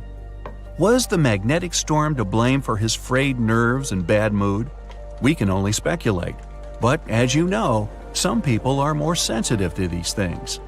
The weather was fine, the ocean was calm, the water was smooth as glass. Despite all the warnings, the ship continued to sail at a maximum speed of over 22 knots. An hour later, Titanic collided with the infamous iceberg. On April 15th at 12:14 a.m., in the middle of the night, Titanic's operators started to transmit the first emergency signals. The SS Californian was sailing just 20 miles from the Titanic. They could have easily come to a quick rescue. But 10 minutes before the disaster, the Californian's radio operator had gone to bed. He was the only one who understood Morse code on the ship. According to this new theory, the magnetic anomalies possibly blocked Titanic's messages to other ships. For example, the steamer SS La Providence didn't receive any signals from the sinking ship at all. Yet they were still getting transmissions from another giant, the Olympic, which was 500 miles from the Titanic. That night, the signals were acting strange. They simply got lost somewhere in space, or they were like a jumbled riddle, impossible to solve. The SS Mount Temple did get a message and rushed to Titanic's aid. But as fate would have it, the rescue ship got stuck in ice. She did arrive at Titanic's last known coordinates, but the luxury liner was nowhere to be seen. So were the coordinates accurate at all? The steamer Carpathia was about 60 miles away. At 12:30, their radio operator told the Titanic's crew they were rushing to help. The ship famous for coming to the aid, Carpathia, was going full steam ahead. But here's the odd part. At first, they headed to the wrong spot. The magnetic storm could have thrown its equipment off. Good news is the steamer did end up reaching the right place when they saw the lifeboats full of passengers. Interestingly, once she reached land, the Carpathia didn't have any problems with her equipment. The blackout happened just around the wreckage site. The following investigation blamed radio amateurs for blocking signals. We now might know otherwise. Zinkova explains that at that time, they didn't know exactly how and to what extent the sun influences the Earth. No one could have guessed that the sun could tamper with these massive ships' navigational equipment, especially one that had the best of the best at the time. There's another theory that even the moon could have played a role. Some researchers claim that in January 1912, our natural satellite was closer to the Earth than usual. It caused very strong tides and raised the sea level. Every year, icebergs break away from Greenland and stop around Newfoundland. But not that year. The increased water flow pushed them further for 3 months. And come April, they were right in the way of transatlantic ships. Unfortunately, it was a recipe for disaster when it came to the mighty Titanic.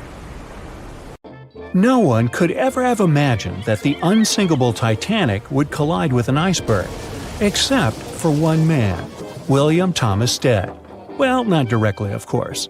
It's not like he jolted out of bed one day, envisioning the fall of the Titanic. Rather, he wrote an empowering short story called How the Mail Steamer Went Down in Mid-Atlantic by a Survivor on March 3, 1886, 26 years before Titanic sank. Okay, let's do a super quick recap. Titanic was traveling from Southampton to New York in April 1912 in the North Atlantic. The ship hit an iceberg, and less than 3 hours later, it was completely underwater. Out of 2,208 people on board, just 706 survived due to the limited number of lifeboats and icy cold water. Another passenger ship, Carpathia, heard the distress call, picked up the survivors, and brought them safely to New York.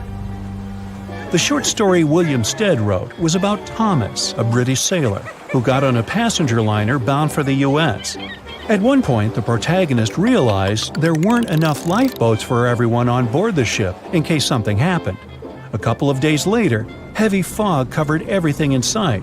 Luck was not on the liner's side, and it collided with a stray ship, just like Titanic struck an iceberg. Only 200 out of the 916 people made it safely to the U.S. The main character managed to survive by jumping into the water and climbing into one of the lifeboats. Now, you'd think that the story riled up everyone in the industry to add extra lifeboats on ships. But sadly, it received very little attention when it was published. Even more tragically, William Thomas Stead was on Titanic when it sank, and he didn't make it. The survivors who knew Stead mentioned that he had always been cheerful and had loved to chat during meals. He complimented the ship's design and how sturdy it was. Witnesses also talked about how he had been helpful when the ship had been sinking, having given his life jacket to someone else. He was a journalist by profession and was on his way to New York for a ceremony. One of his most important contributions to modern journalism was the use of illustrations in every newspaper article. He also introduced newspaper interviews, and they're still used to this day along with illustrations. But this story wasn't the only published work that predicted the disaster. Morgan Robertson was an author and former ship captain who wrote short stories and novels. His most notable novella is The Wreck of the Titan. It's also known as Futility.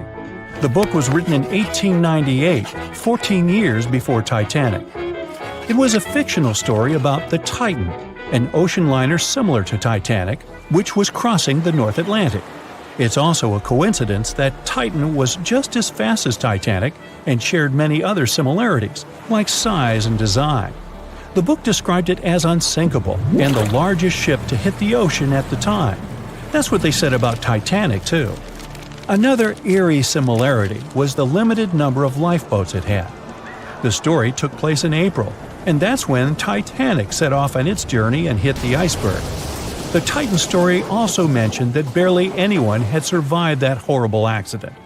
Unlike Stead's story, the protagonist of Robertson took a different path. The Titan sinking happened somewhere halfway through the book, so after the accident, the main character went on with his life. The book was brought back into the spotlight after the Titanic disaster.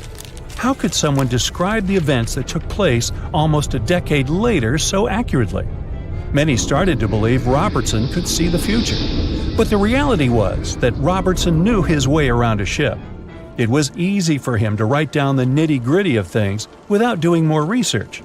Realistically, one of the biggest threats for ships at that time was hitting an iceberg or colliding with other ships. The next story sounds somewhat mysterious. Once, Alex Mackenzie heard a voice that warned him not to board Titanic.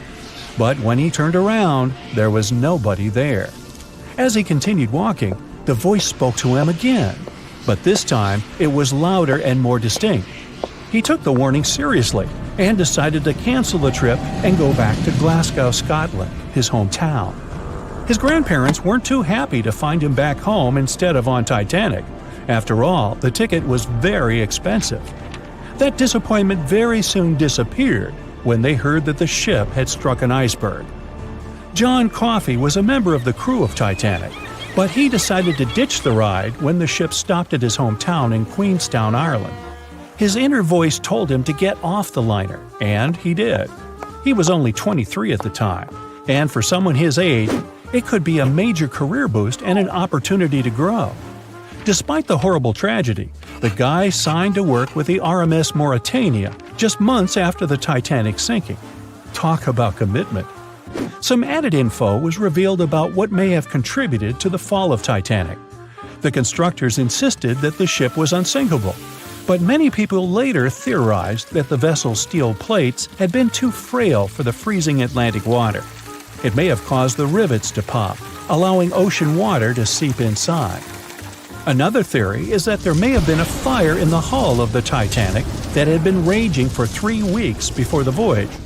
The fire softened the steel, allowing the iceberg to cut through it like a hot knife through butter. Some pictures before the ship set off on its journey show black marks on the hull, which could have been caused by fire. Either way, the iceberg would have caused significant damage in any case, no matter if there was a fire or not. Some people also blame those who designed the Titanic. The ship was built with large joints at the bottom, which probably snapped easily during the collision. Of course, these are all theories, but we know for a fact that the iceberg was the main character of this drama, and that the works of Stead and Robertson should have been taken seriously. Either way, this should be a lesson for the future, helping to prevent similar tragic accidents. By the way, ocean liners and passenger ships wouldn't exist if it hadn't been for Thomas Newcomen. In 1712, he invented a steam engine that was so strong it could produce enough energy to power a ship. And a century later, in 1819, the first steamship traveled across the Atlantic Ocean to Liverpool, UK. It only took the vessel 29 days to cross the ocean. The passenger ship industry boomed in the early 1900s when it became easier for people to move to America or go on holidays. As decades rolled by, the use of aircraft stole the spotlight from passenger ships, since planes were faster and more efficient. Nowadays, it's quite rare for a passenger ship to collide with anything in open water. Modern technologies can detect anything that can pose a threat and even predict stormy weather. Cruise ships these days are giants compared to the vessels of Titanic's era. Modern ships can carry almost twice the number of passengers and have amenities folks back then could only dream of. Most cruise ships these days have several restaurants to choose from, multiple swimming pools, and game rooms to catch a break. If you're in the mood for some fun, you can watch live performances. Don't forget about the helicopter pad, because why not? Don't worry if you start feeling unwell. The in-house doctors are always there to help any passenger in need. And these ships are only going to get bigger. Putting Titanic and a modern cruise ship side by side is like comparing a Corgi to a Doberman. Back then, Titanic was the biggest and most cutting-edge vessel anyone could dream of. So, who knows what the future of cruise ships can hold? We might even have entire cities floating around. That would be a really big boat. It was the biggest ship ever built in its time, and it was supposed to be unsinkable. But within days of steaming out on its first voyage in 1912, the Titanic was gone beneath the relentless waves of the North Atlantic Ocean. And of its more than 2,200 passengers and crew, only 706 survived that dreadful night. Would a smaller ship have fared any better in the same situation? Did the size of the iceberg truly matter in the end? Was it a mistake for the ship to change course at the last minute as it tried to avoid impact? These are three questions that have people pondering, what if?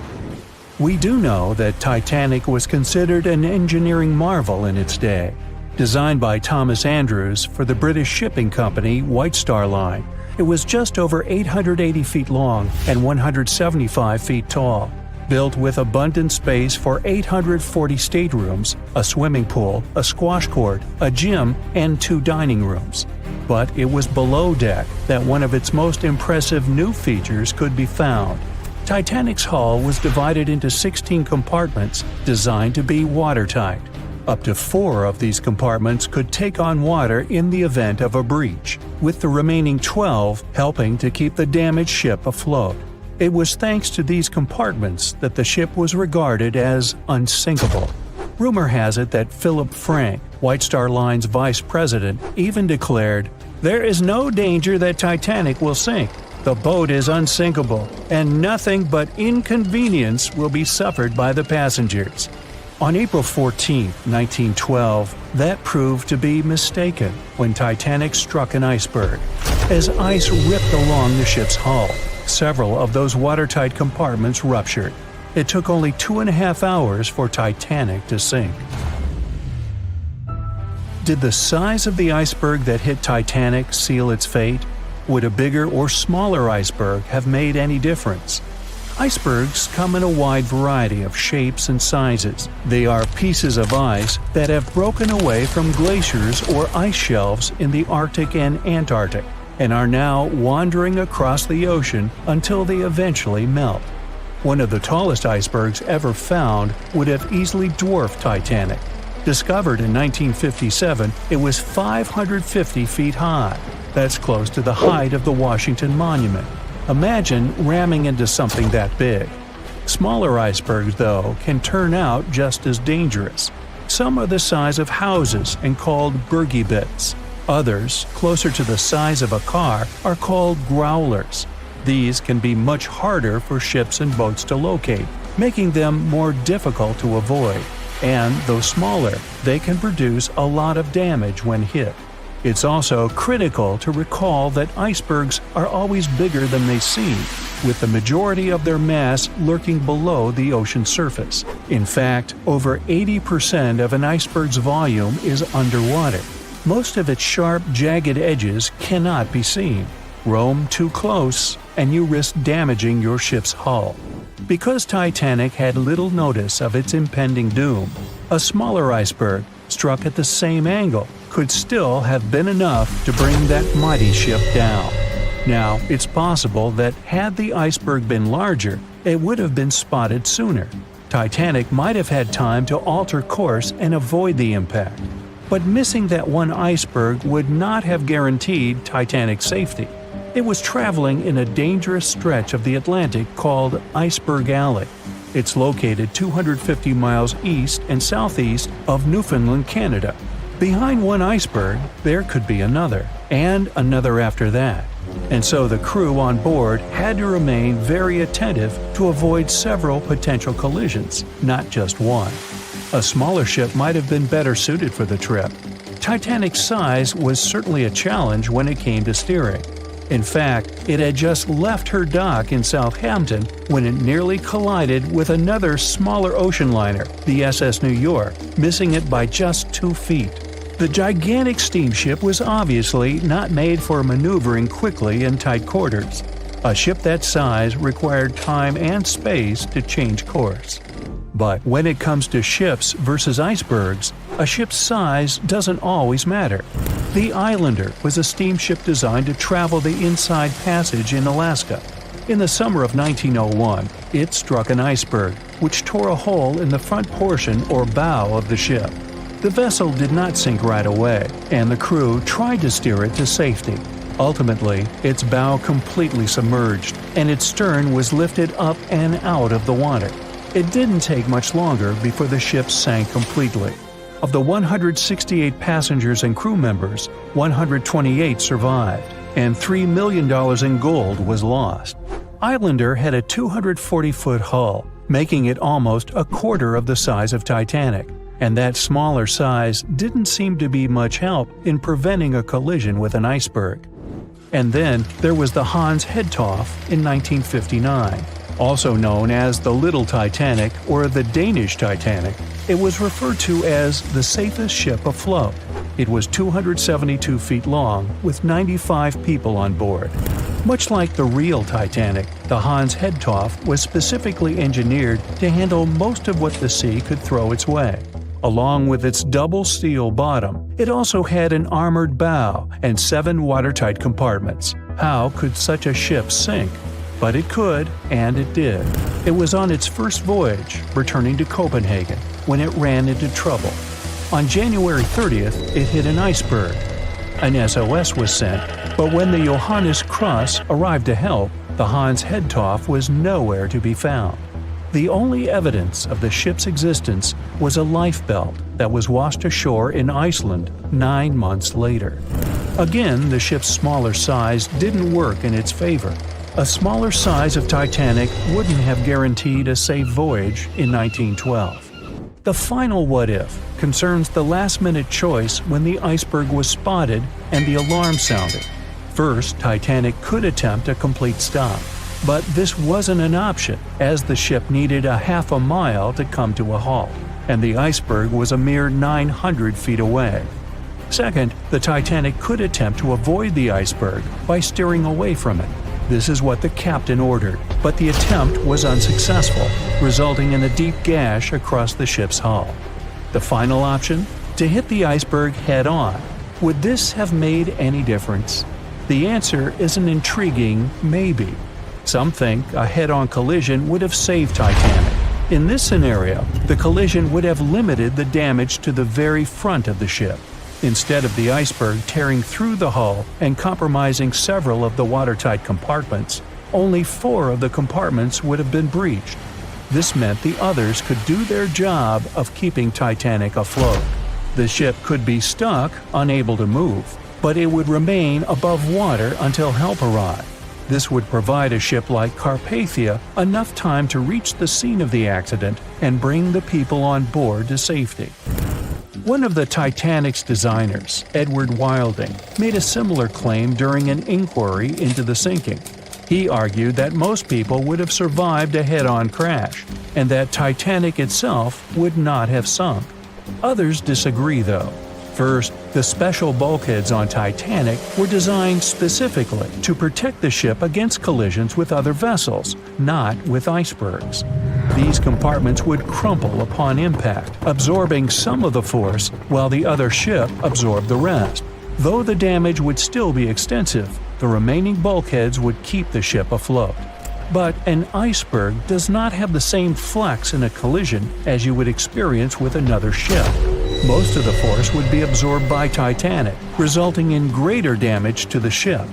Even worse, the impact would be carried through the full length of the ship. Rivets would burst, seams would tear, the compartments would quickly flood, and the ship would sink even faster, resulting in fewer survivors.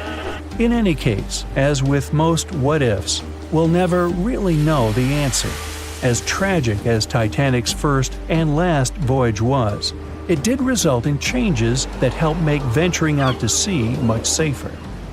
Findings from hearings on the disaster led to the creation of the International Ice Patrol, or ICC, in 1914, an organization that tracks icebergs in the Atlantic and Arctic Oceans to ensure vessels in the area can avoid them. In the US and Britain, ships were obligated to carry enough lifeboats to accommodate every person aboard. Regular lifeboat drills were made mandatory. And finally, the bulkheads on ships were made higher to keep water out, and bottoms were stretched to create double hulls, helping make the compartments truly waterproof. There's no denying that Titanic was a terrible tragedy, but the lessons learned from that night to remember has helped prevent many more. April 14, 1912. The dark night was filled with horrible sounds of a giant metal vessel breaking into two. The largest ship of that time collided with an iceberg that was on its way.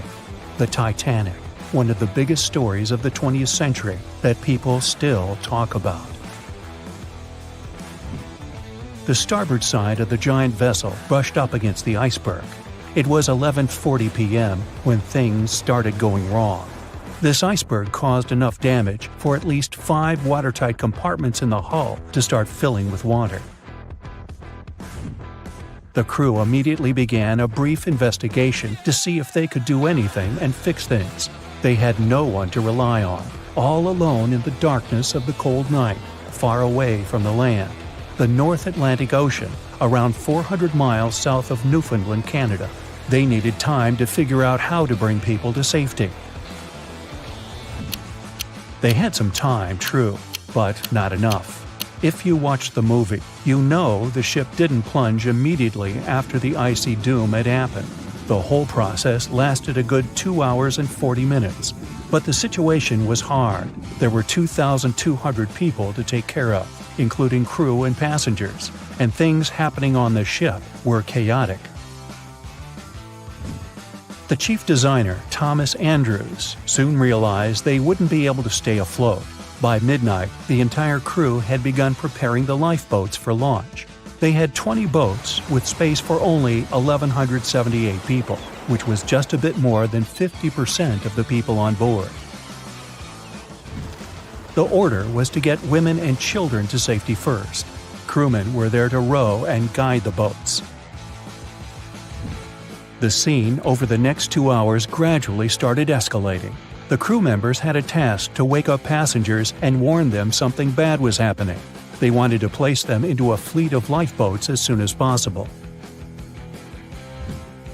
At 12:15 a.m., some crew members sent out a distress signal. A steamship called Frankfurt was among the first ones that received the message and responded, but they were about 170 nautical miles away. Some other ships also got the message and offered their assistance, but sadly, they were too far away as well. At 12:20 a.m., the Cunard liner Carpathia got a distress signal from the Titanic and changed its course right away. They were 58 miles away at the time, and it would take them more than 3 hours to get there. 20 minutes later, the crew was lowering the first lifeboat. It was carrying only 27 passengers, although it had room for 65. Many of the lifeboats that were launched first were well below capacity. Crew members were worried, thinking the Davids wouldn't be able to hold a fully loaded lifeboat. And in the beginning, many passengers were just too afraid to leave the ship. They still thought Titanic was unsinkable and couldn't imagine the scenario that was going to happen 1 to 2 hours later. The crew was firing the first of 8 distress rockets. Unsuccessful. No one was close enough to help. By 1:20 a.m., they lowered 10 lifeboats. Number 8 had only 28 people in it. One of the passengers on the number 10 was 9-week-old Melvina Dean. She would later become the last survivor who lived until 2009 and turned 97. It was 2 a.m. already. 3 of the collapsible boats were the only lifeboats that remained on the ship. The bow of the vessel had sunk low and had tipped far under the surface. People around it could now clearly see stern propellers above the water. Crew members were lowering collapsible lifeboat D from the roof of the officers' quarters with over 20 passengers in it. As the ship's bow went under, the water was washing collapsible A from the deck. Those 20 people were struggling because their boat was partly filled with water. As crew members were trying to release collapsible B, it fell. Before they righted it, the water swept it off the ship. 30 passengers still managed to find safety on the overturned lifeboat. At 2:17 a.m., the ship's wireless operator decided to transmit one last distress call. A minute later, the light on the ship finally went out. Titanic and all left on board plunged into darkness. The bow continued to sink, and the stern was rising higher above the surface, which placed great strain on the midsection. Horrible sounds were filling the night. Titanic, this massive, legendary ship so many people placed their hopes in and were excited about, broke into 2 between the 3rd and 4th funnels. Reports would speculate it took about 6 minutes for the bow section to reach the ocean bottom. The stern settled back in the water before it rose again into a vertical position. It remained in this situation until it finally disappeared into the ocean. At 2:20 a.m., the stern apparently retained air inside, and water pressure crushed it as it went down. The stern landed about 2,000 feet away from the bow. People consider the Titanic the fastest ship in the world. They thought it was unsinkable because 4 of its compartments could be flooded, and that still wouldn't cause a critical loss of buoyancy. Its life was problematic since its beginning. While the ship was leaving port, it moved within a couple of feet of the steamer New York. It managed to safely pass by, which was a huge relief for all those worried passengers massed on the ship's decks. Titanic sailed off on the 10th of April. Its first journey was across the highly competitive Atlantic route. On the launch day, the Titanic became the biggest movable object in the history of humankind, 882 feet long, 92 feet wide. Not that big if you compare it with today's ships. The biggest cruise ship in the world today is Royal Caribbean's Symphony of the Seas, which is roughly 5 times the size of Titanic. If you put that ship in a vertical position, it would be nearly as tall as the Empire State Building, which is 1,250 feet without antennas. But Titanic was a huge attraction back in its time. At one moment of their journey, they stopped in France, after which they made another stop in Ireland. Once the final passengers boarded, the massive ship set out at full speed for their final destination, New York City. 4 days after the beginning of its journey, Titanic failed to divert its course from a huge iceberg, the story we all know about. Only 700 people survived, and most of them were women and children. The night was extremely cold, 1 hour and 20 minutes after Titanic had gone down to the bottom of the ocean. Survivors weren't even sure someone was coming to save them. Finally, they saw the light. It was Carpathia coming towards them. They came for the people in the lifeboats. The crew brought them aboard and pulled a handful of other passengers out of the water. Many ships tried to contact Titanic a few hours after it sank. Their messages were never returned. Later, when there was an investigation of what really happened, they discovered the Leyland liner California had been less than 20 miles away when Titanic was sinking. But the crew didn't hear the distress signals coming from Titanic because their radio operator was off duty. Countries from both sides of the Atlantic were shocked and horrified when they heard details of what happened to Titanic. They decided to make changes to ship operations, rules that would help avoid such events in the future. They held the first International Convention for Safety of Life at Sea, where they adopted rules for every ship to have lifeboat space for each passenger on board. Also, lifeboat drills became mandatory. They also decided to establish an international ice patrol. Its main role was to monitor icebergs in the North Atlantic shipping lanes. Ships also needed to maintain a 24-hour radio watch. Titanic wasn't built alone. Because of the size of this magnificent ship and all the new equipment it required, it would have been too expensive as a one-off. So the team built the Titanic alongside 2 sister ships, and both of them had eventful lifetimes. RMS Olympic came first. It was launched in 1910, and for a whole year was the biggest liner in the world.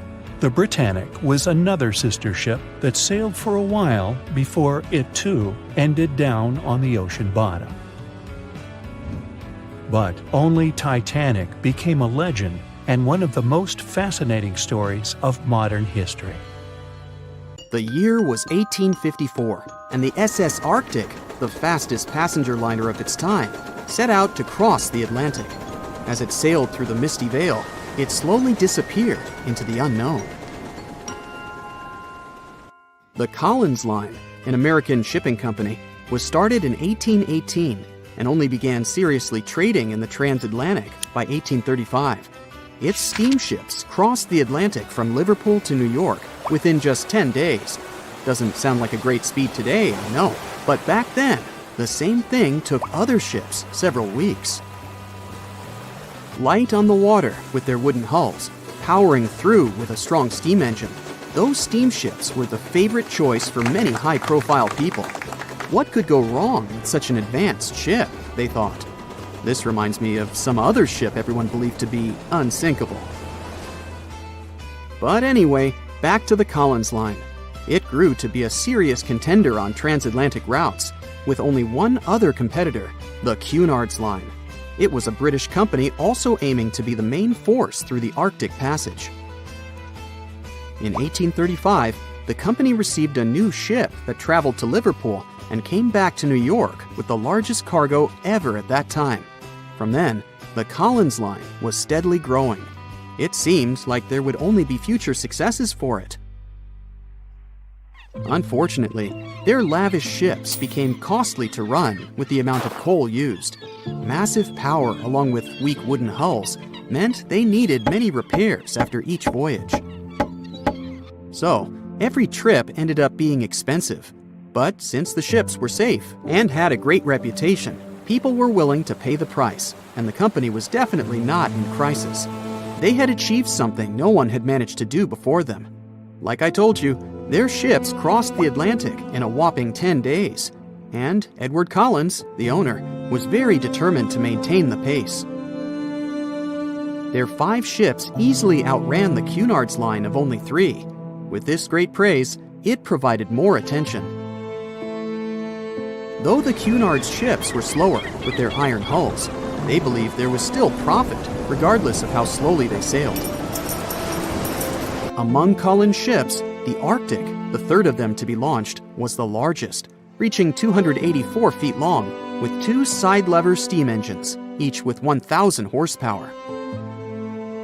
The paddle wheels made 16 revolutions a minute when at full speed. At the time of its launch, the press called it the most stupendous vessel ever constructed in the United States. But glamour and fame couldn't avoid what would come next. On the 27th of September, the Arctic was on its journey from Liverpool to New York, continuing a speed pace through the thick fog. It's possible that by that moment, after 4 years of record-breaking trips, the crew became overconfident with their sailing and the ship. Going only 50 miles from Newfoundland, they carelessly continued through the fog with no radio contact, sonar, or any other form of identifying objects, equipped only with Morse code. A smaller ship, the SS Vesta, which operated as a fishing vessel, often worked around Newfoundland. It was passing through the same path as the Arctic and crashed into its side. Shocked by the collision, the captain of the Arctic offered help to the much smaller Vesta, but it was soon clear that the damage that seemed minor on the Arctic was far worse. Beneath the waterline, a hole was letting water into the hull. The cost of the much faster wooden hull now seemed less valuable. They steered toward land, trying to plug the holes, but they weren't doing so well, and the seawater continued to pour in, filling up higher and pushing the ship down. And finally, once the engine room was full, it put out the boilers, taking away the massive power the Arctic was once legendary for. They moved slowly until coming to a complete stop. The ship continued to sink, and the order was to abandon it. At the time, maritime law allowed for the Arctic to carry only 6 lifeboats, only capable of saving 180 people. The crew and some of the passengers managed to push their way aboard and took most of the seats on those boats. Things were pretty wild, and everyone forgot about their manners, not letting the ladies and the youngest ones board first. It took 4 hours for the Arctic to sink. 150 crew and 250 passengers were on board.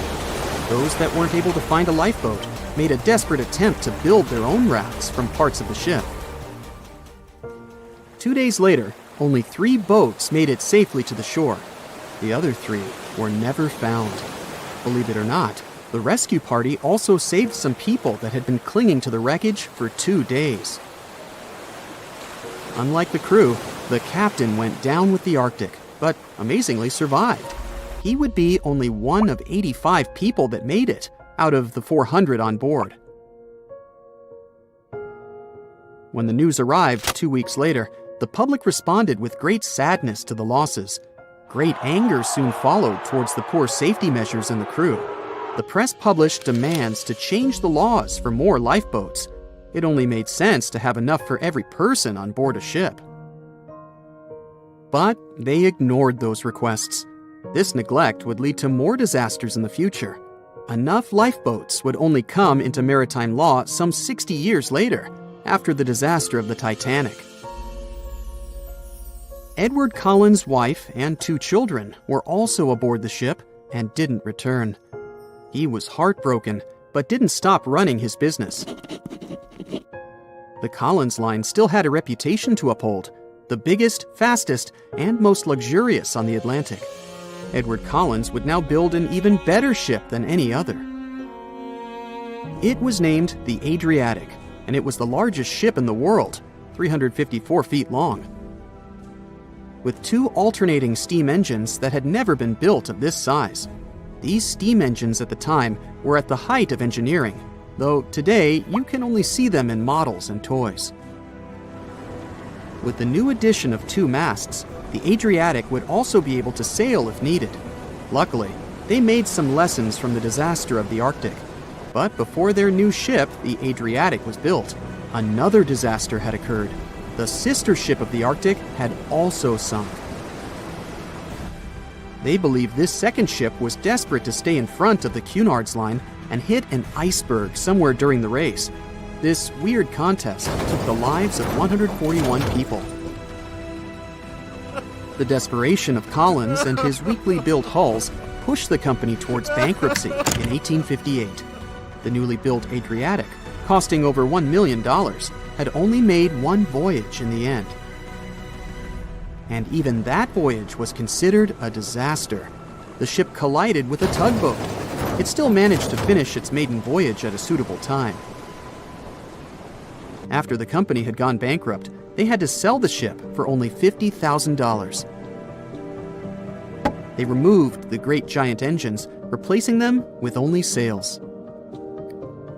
Although it was once the greatest ship on the high seas, it was only 30 years later until it was abandoned, labeled irreparable, and anchored in a river. The other remaining ships were also sold and only used for parts. Edward Collins left the industry altogether, seeking work on dry land instead. As the Collins line was no longer in the mix, the Cunards would grow in strength. Without competition, they would win the Blue Riband for the next 30 years, and 180 years later, after producing hundreds of ships. They still have a constant presence on the seas as they provide transatlantic crossings, world voyages, and leisure cruises. To this day, the Cunard line is the only one to run ships between Europe and America, and it's great proof that it's not always the fastest that's the best. On April 10th, 1912, the RMS Titanic set sail from England. But this wasn't the launch of a regular ship. The Titanic was the largest liner ever built at the time. It was 882 feet long. That's nearly the size of 3 soccer fields. And measured from the hull to the top of the smokestacks, the ship was an impressive 175 feet tall. That's the size of a 17-story building. Deemed unsinkable, it took 3,000 workers almost 3 years to build. But a mere 4 days into its very first voyage, at 11:40 p.m., the ship collided with an iceberg and was lost beneath the waves of the Atlantic Ocean. It took the liner only 2 hours and 40 minutes to sink. And of more than 2,200 passengers and crew members on board, only 706 survived. The wreck would remain lost for another 73 years, hiding its many secrets within the frigid Atlantic waters. And if it wasn't for a man whose whole life had been devoted to exploring the sea, the giant ship might have remained lost for a lot longer. That man was Robert Ballard. As a child, Ballard was obsessed with the ocean. This fascination started when he was just 12 years old. That's when he watched a film adaptation of Jules Verne's science fiction novel, 20,000 Leagues Under the Sea. It had everything to spark a young person's imagination, from adventure and strange creatures to a powerful underwater vehicle called the Nautilus. It could travel anywhere in the world you wanted to go. From that moment, life on dry land was no longer in Ballard's future. When he was 23, he was assigned to the Deep Submergence Group. There, he helped develop techniques to search the ocean floor. His biggest accomplishment was the creation of Alvin. It was a small, easy-to-maneuver submarine that could carry 3 people. It also featured an external mechanical arm designed to gather underwater samples while the crew remained safe and dry inside. Alvin the submarine quickly proved useful for a variety of tasks. For example, once it was used to track down an aircraft that had crashed into the sea. But the vessel experienced a series of setbacks. In one case, it was attacked by a swordfish, which caused the submarine to resurface quickly. The swordfish, still stuck in the outer skin of the submarine, became that night's dinner. And in October 1968, the submarine was being lowered into the water when the cables holding it snapped, sending it careening into the ocean along with 3 crew members on board. And because the small vessel was still open, it immediately filled with water and quickly began to sink. Luckily, the crew managed to escape, but Alvin was gone. Bad weather hampered multiple attempts to recover the vessel. It wasn't until the following year that it was finally returned to the surface. In time, Alvin would be improved. Its hull would be strengthened by titanium, giving it a higher depth rating, thus making it even better suited for ocean exploration. The specialized submarine would come in handy in many of Ballard's 100-plus expeditions. The man was one of the first to explore an underwater mountain chain called the Mid-Atlantic Ridge in the Atlantic Ocean. And when he found thermal vents in the Galapagos Rift in the late 70s, he also helped discover and document the process of chemosynthesis. That's a complicated chemical synthesis of food energy by bacteria. But his biggest discovery was still to come. Ballard claimed he'd never been a Titanic fanatic, but he eventually became obsessed with finding the ship after watching other explorers try and fail. As he said, Titanic was clearly the big Mount Everest at the time. Many others had tried, many that I thought would have succeeded, or should have succeeded but didn't. Ballard began thinking about finding the ship as early as 1973, and 4 years later, he actually made an attempt. He used the deep-sea salvage vessel Sea Probe, which was a drill ship equipped with cameras and sonar. But he was forced to give up when the drilling pipe broke. It just wasn't his time. In the early 80s, a Texas oil man named Jack Grimm tried to find the wreck on 3 different occasions. Once, Grimm was actually right over the Titanic, but his equipment failed to detect it. That's what we call extreme bad luck. Ballard was just biding his time. He needed a plan and some help. The first issue was getting down to the bottom of the Atlantic. The furthest down he had ever traveled before was 20,000 feet, and this trip took him 3 hours, and that didn't include the way back up. Ballard knew he could use Alvin, already enhanced with a titanium hull, to withstand the pressure of the ocean. But he also needed something that didn't require him to actually go down with it. An unpiloted, remote-controlled submarine would be ideal. But first, he would have to create one. He reached out to the authorities, hoping they would provide funding for his project. And though officials had no interest in the Titanic, they were willing to help. But there was a catch. Ballard had to first focus on tracking down 2 submarines, the Thresher and the Scorpion, which had sunk to the bottom of the Atlantic Ocean in the 1960s. The authorities were hoping to study them to find out why they had sunk in the first place. They also wanted to know if they could be recovered or if it was safe to leave them on the ocean floor.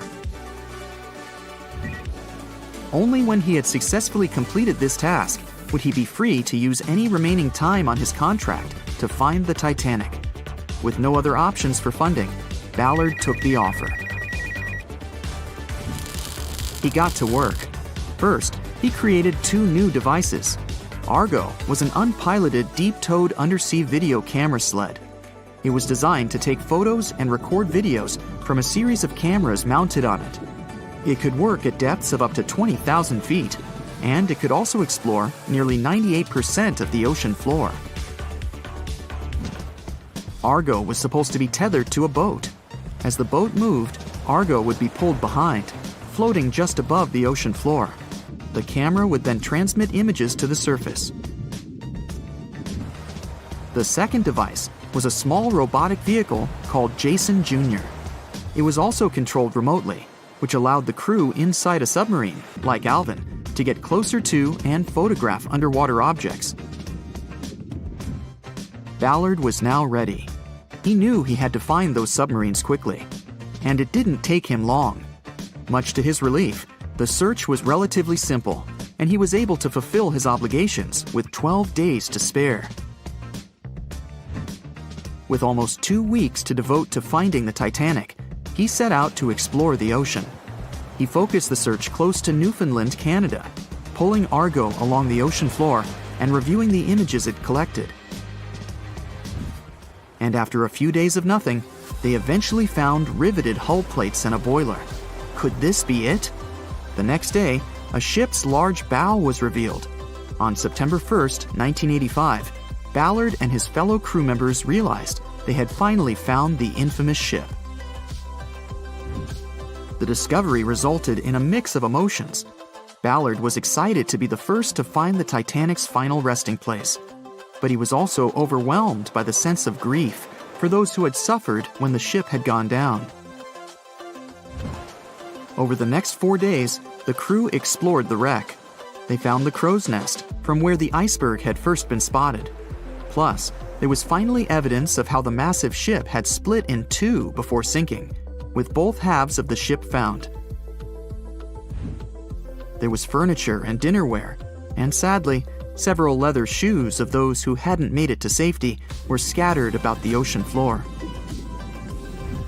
Ballard succeeded where others had failed and became an instant celebrity around the world. You'd think that locating the Titanic would be enough for one man, but not for Ballard. In 2019, he took on the challenge of solving another mystery, the disappearance of Amelia Earhart. Earhart had attempted to be the first woman to fly around the world. Unfortunately, she disappeared somewhere over the Pacific Ocean in 1937. She and her plane were never found. Ballard hoped that his luck with the Titanic would help with finding where Earhart had gone down, but his expedition failed to find anything. And though Robert Ballard has found more shipwrecks than anybody else, it's only the tip of the iceberg. It's estimated that there are over 3 million shipwrecks in the ocean, and Ballard has only located 100 of them. Now, in his late 70s, the man is hoping to encourage young people to continue his work of exploring the ocean and its many mysteries. In 1989, he started the Jason Learning Project to inspire grade school students to pursue science, technology, engineering, and math. He has his own research vessel called the EV Nautilus, after the name of the submarine in Jules Verne's novel, a fitting tribute to the story that inspired his career. April 1912 marked one of the most terrible tragedies in the history of the world. The most unsinkable vessel, the pinnacle of engineering at that time, the huge Titanic, sank. On that dark, moonless night, the ship had many chances to save its passengers. There was another ship just a few miles away that could have saved the Titanic, but it didn't. It wasn't a phantom ship, and it's not some legend or a theory. This is a documented reality. There are records and witnesses' statements confirming this. But why didn't this ship help? Let's find out what happened that night by looking at these events from 3 different points of view. Let's start with the Titanic version. 11:30 p.m. The moon hides behind black clouds. Visibility is bad. Everything is calm on the Titanic. Under the captain's guidance, the communications operator stays in touch with the mainland through the radio. At this moment, some stranger breaks into the frequency, interrupting the operator's communication. It's unclear what this strange man wants and what he's talking about. The operator doesn't try to figure it out.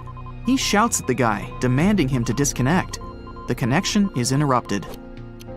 At 11:40 p.m., the Titanic crashes into an iceberg. The ice breaks the hull. Water begins to flood the lower decks. Nobody is panicking yet. 20 minutes later, at midnight, the ship's crew sends a distress signal through the radio frequency. Few people understand how bad the situation really is. After 20 minutes, at 12:20 a.m., they start lowering lifeboats with passengers. At 12:25 a.m., they receive a response to the distress signal. This is RMS Carpathia. Their captain reports they're already sailing at maximum speed towards the Titanic. But the problem is that the crash site is 58 miles away. This means Carpathia will only be here in 4 hours. At 12:45 a.m., the sinking ship's crew release rockets into the air. These flares are one of the main reasons for the terrible fate of many passengers, but more on that later. 90 minutes later, the Titanic's deck breaks and the ship dives underwater. At 4:10 a.m., the Carpathia finally arrives at the shipwreck location. The crew members make heroic efforts to save all the people. They take 705 survivors on board. At this moment, another ship appears. It's SS Californian. The Carpathia sails towards the New York coast with all the people. The Californian floats in search of passengers and finds nothing but wreckage. The ship was only a few miles away while the Titanic sank into the icy water. The Californian could have saved these people, but did nothing. Its captain, Stanley Lord, made one of the most terrible acts that a sailor can allow. He didn't help a sinking ship. When the world found out about all this, they detested Captain Lord. They couldn't bring charges against him, and the trial didn't punish him.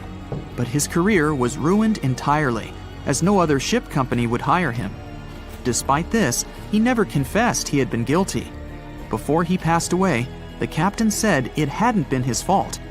If this was true, then what happened there? This brings us to the Californian version. It's the night of April 14th.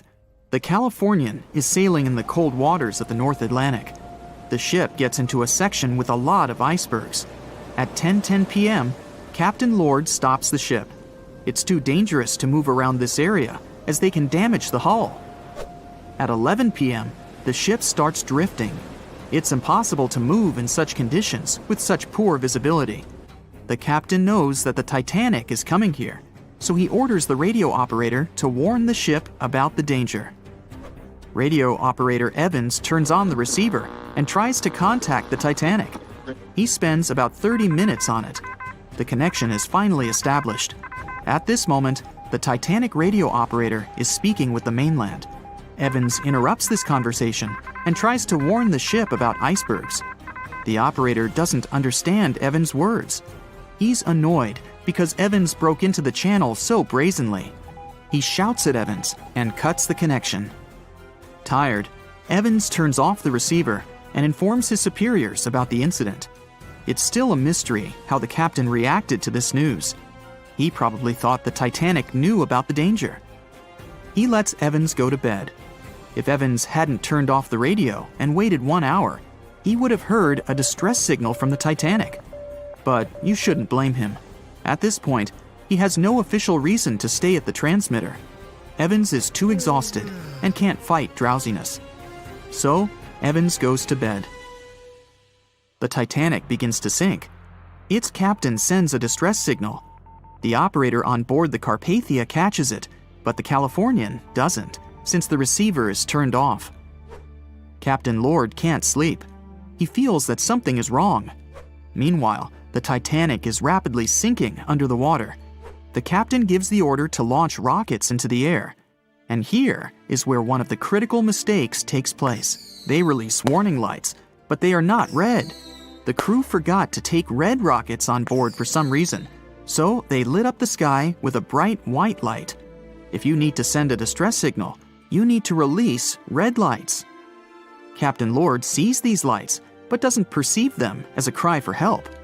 It can't be that there are no standard red rockets on such a massive ship as the Titanic. But, unfortunately, it can. Captain Lord thinks the Titanic is sailing away. Perhaps there is some unknown reason behind those white lights, but he doesn't really know. So, Captain Lord has no idea that the Titanic is sinking. He still decides to contact the ship, but this time, not through radio communication. Captain Lord doesn't wake up the radio operator and sends a signal to the Titanic through a signal lamp. It's important to understand that many old-school captains didn't take radio communication seriously. They didn't understand the value of this technology. That's why Captain Lord doesn't wake up Evans. He sends light signals, but the Titanic doesn't respond. Many survivors later mentioned seeing the flashing lights of the Californian, but there was nothing they could have done. The ship's crew doesn't hear their cries for help. At 2:20 a.m., the Titanic completely goes underwater. A little more than 2 hours later, radio operator Evans wakes up and turns the transmitter on.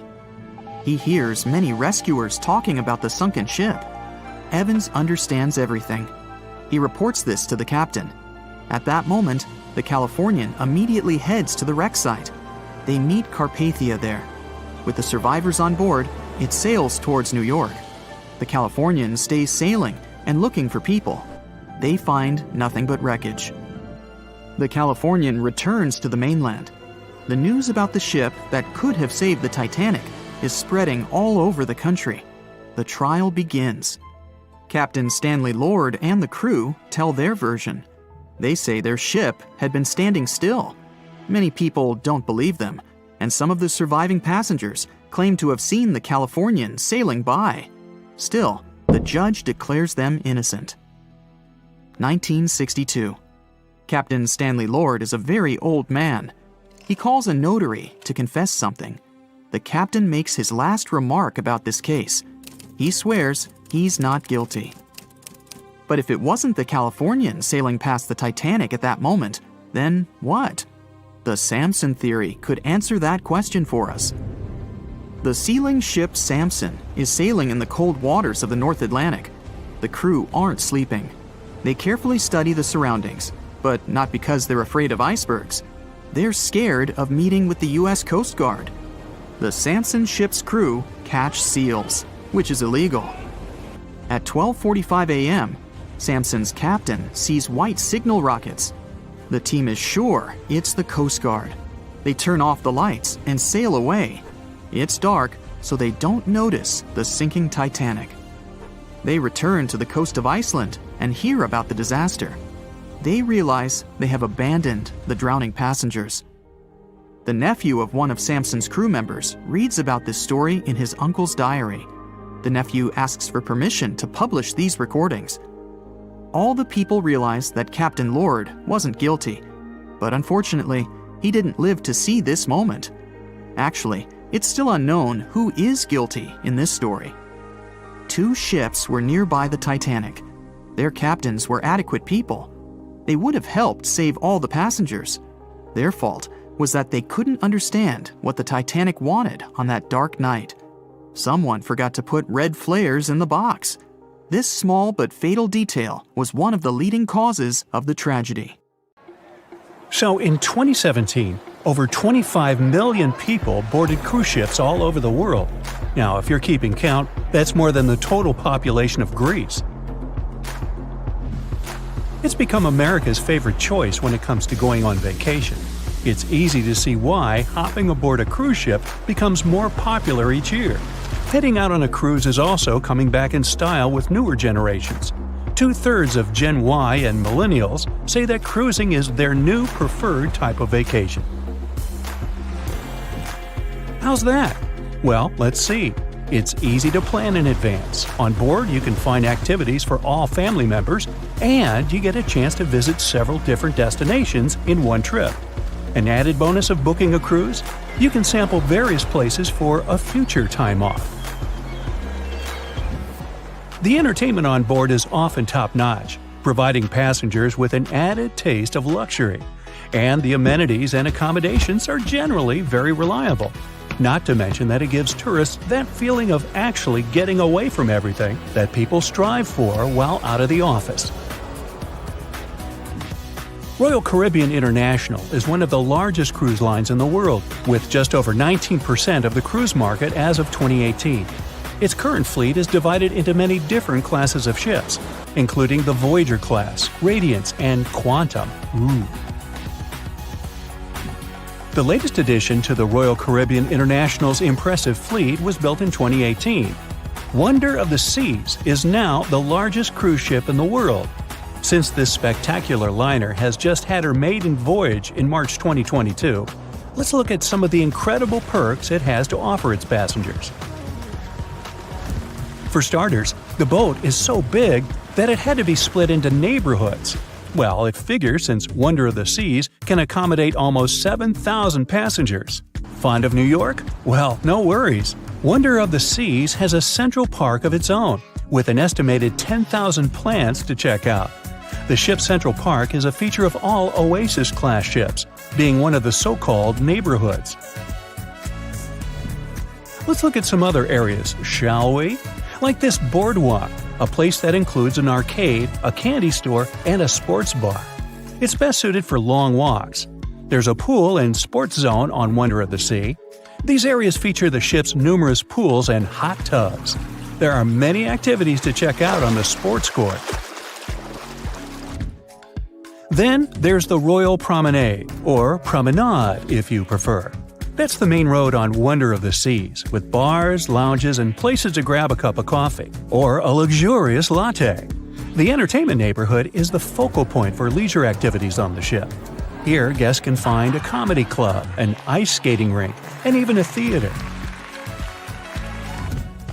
The spa and fitness area is a tranquil zone with a huge array of treatments available. The fitness center is free of charge, by the way, so there's no excuse for guests to skip a leg day. An extra eighth zone was added to Wonder of the Seas. It's called the Suite Neighborhood. This is an exclusive area designed for guests staying in the suites. Oh, now I get it. It's located at the top of the ship. Guests here have designated staff members called Royal Genies. Yeah, if you rub a lamp in your suite, they appear. Nah, not really. The genies are similar to butlers. They can cater to just a few cabins. Of course, the cruise line wants to divert other guests from asking these crew members various questions and taking their time. That's why the genies don't wear name tags in public areas. As for its itinerary, Wonder of the Seas was initially supposed to be homeported in China, but Royal Caribbean decided to move the liner to the United States. In March 2022, the ship started its journey with 7-night Eastern and Western Caribbean itineraries. In May 2022, Wonder of the Seas is scheduled for a trip to Europe, with Western Mediterranean cruises from Barcelona and Rome planned for its guests. Passengers will also be able to visit Palma de Mallorca, Spain, and Capri, Italy. When the summer season is over, Wonder of the Seas is scheduled to return to Florida to offer year-round sailing starting November 2022. And by the way, there is no truth to the rumor that a special cruise only for highly allergic and hay fever sufferers will be called the Wonder of the Sneeze. Nope, not at all. Now, it's hard to imagine a ship so massive that can accommodate so many amenities on board. For example, the Titanic was the largest ship of its time, measuring 882 feet in length. And Wonder of the Seas is not only 1,188 feet long, it's also 36% taller and 34% wider. Speaking of lifeboats, which I am about to, Titanic had a mere 20 lifeboats on board, which was tragically not enough to fit all the passengers after the ship hit the iceberg. But Wonder of the Seas has an even smaller number of lifeboats, 18 to be precise. Sounds weird and dangerous? Well, not really, given that each of these lifeboats can accommodate up to 370 people. It means that all the passengers and crew members, an estimated 8,000 people if fully booked, are going to be safe in case of an emergency. If we could somehow have a race between the two ships, well, Titanic was in fact the faster ship out of the two, beating Wonder of the Seas by 1 knot per hour. Cruise ship passengers today are more interested in the experience rather than the speed of the boat itself. That's why how fast a ship can travel is not an extremely important aspect nowadays. In terms of costs, Titanic cost around $7.5 million at the time of its construction. It's the equivalent of about $200 million today. How about Wonder of the Seas? Well, it cost a staggering $1.35 billion to build, making it 6 times more expensive than the Titanic. How about we compare ticket prices? Well, in this case, the least expensive ticket on Titanic was £7. It's about $1,000 today. The cheapest ticket on Wonder of the Seas is currently $423, but prices may vary depending on the location, season, itinerary, and how much you tip your Royal Genie. And I know you were going to ask, how about icebergs? Well, Titanic steamed in the frigid North Atlantic, where you had to be on the lookout for those. Wonder of the Seas will be cruising the balmy Caribbean, where the worst thing you can hit on is 17 and blackjack. Oops, busted. Anyway, set side by side with its other sisters from the Royal Caribbean fleet, Wonder of the Seas is equally as impressive. The company's earliest ships could host about 2,500 people. This included passengers and the staff. Such ships were Splendor of the Seas, Legends of the Seas, and the smallest of them all, Thumbelina of the Seas. No, wait, that should be Empress of the Seas. Oops, my bad. The largest ships in the company's fleet can now house about 9,000 people altogether. That's almost 3 times the size and capacity of the earlier liners. Wonder of the Seas is one of them, as well as Harmony of the Seas and Symphony of the Seas. Are you seeing a pattern here? Yup, if you ever encounter a ship with "of the Seas" in its name, it's safe to assume it belongs to Royal Caribbean. But if it's a can of tuna, it might actually be Chicken of the Sea. Hey, I like tuna. Now, choosing between cruise ships based on their size is like wondering if you should visit your local museum or the Louvre in Paris. It all depends on your preferences. Some families prefer small settings. Others are fan of large spaces that can provide everything they need. Historically, it's equally as exciting how far we've come in terms of maritime transportation. The SS Royal William, for example, was the first boat to ever make a transatlantic voyage almost entirely steam-powered in 1833. And it was a mere 160 feet long and could house roughly 155 passengers. And if the seas were calm, then they were housed less roughly. Similarly, the first modern megaship in the world was the MS Sovereign of the Seas. Launched in 1987, it was only 888 feet long and could carry a little under 3,000 passengers. Size and capacity are not the single improvements added to newer cruise ships out there. Recent technological developments in artificial intelligence and facial recognition have allowed cruise operators to ensure faster, smoother boarding for passengers.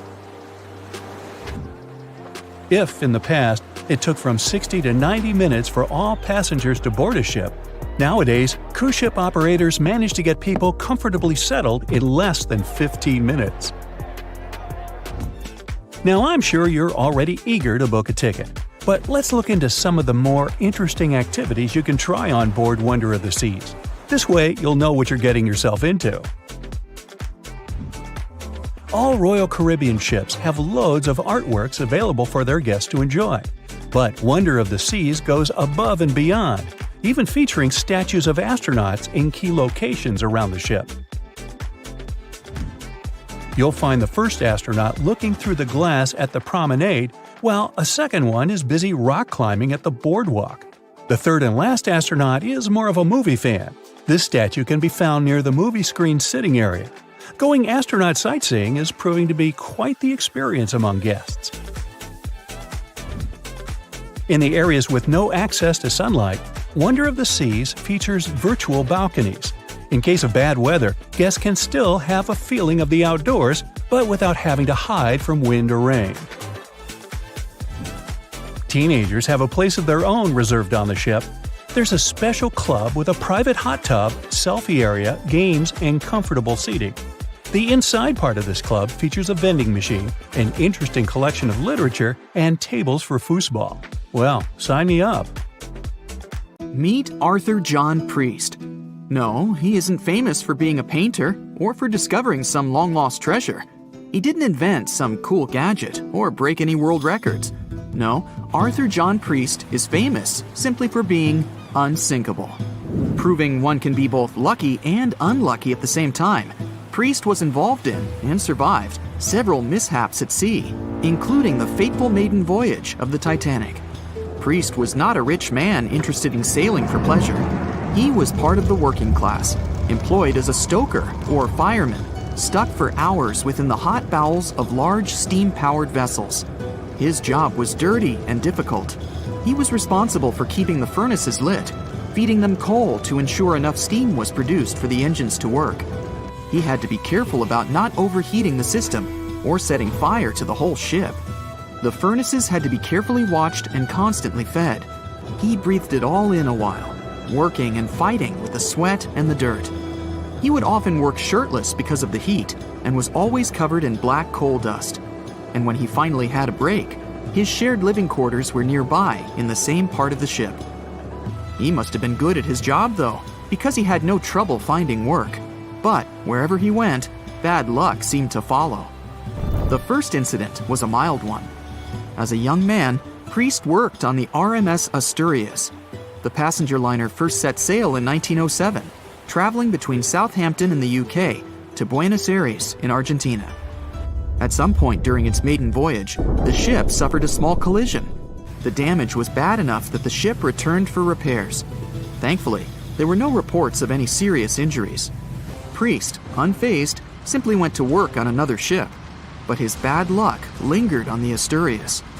In 1914, the Asturias became a hospital ship, helping care for sick men and women around Europe while bringing them home to England. But in March 1917, at just around midnight, the ship was struck by a foreign object. Its hull was breached and the engine room flooded. The captain ordered everyone to abandon the ship, sending crew, patients, and health staff scrambling for the lifeboats. The vessel was still moving, powering through the water because the main controls, located within the flooded engine room, could not be turned off. The captain refused to leave the ship while people were still trying to escape. He was able to aim the Asturias towards Bolt Head, where it finally hit land and couldn't sink. The remaining lifeboats were lowered and the final survivors made it to safety. When they studied the damage on the ship later, the Asturias was declared a total write-off. It might be hard to pin this particular disaster on Priest. After all, he wasn't even on the ship at the time. But it seemed that many of the ships on which he served were destined for trouble.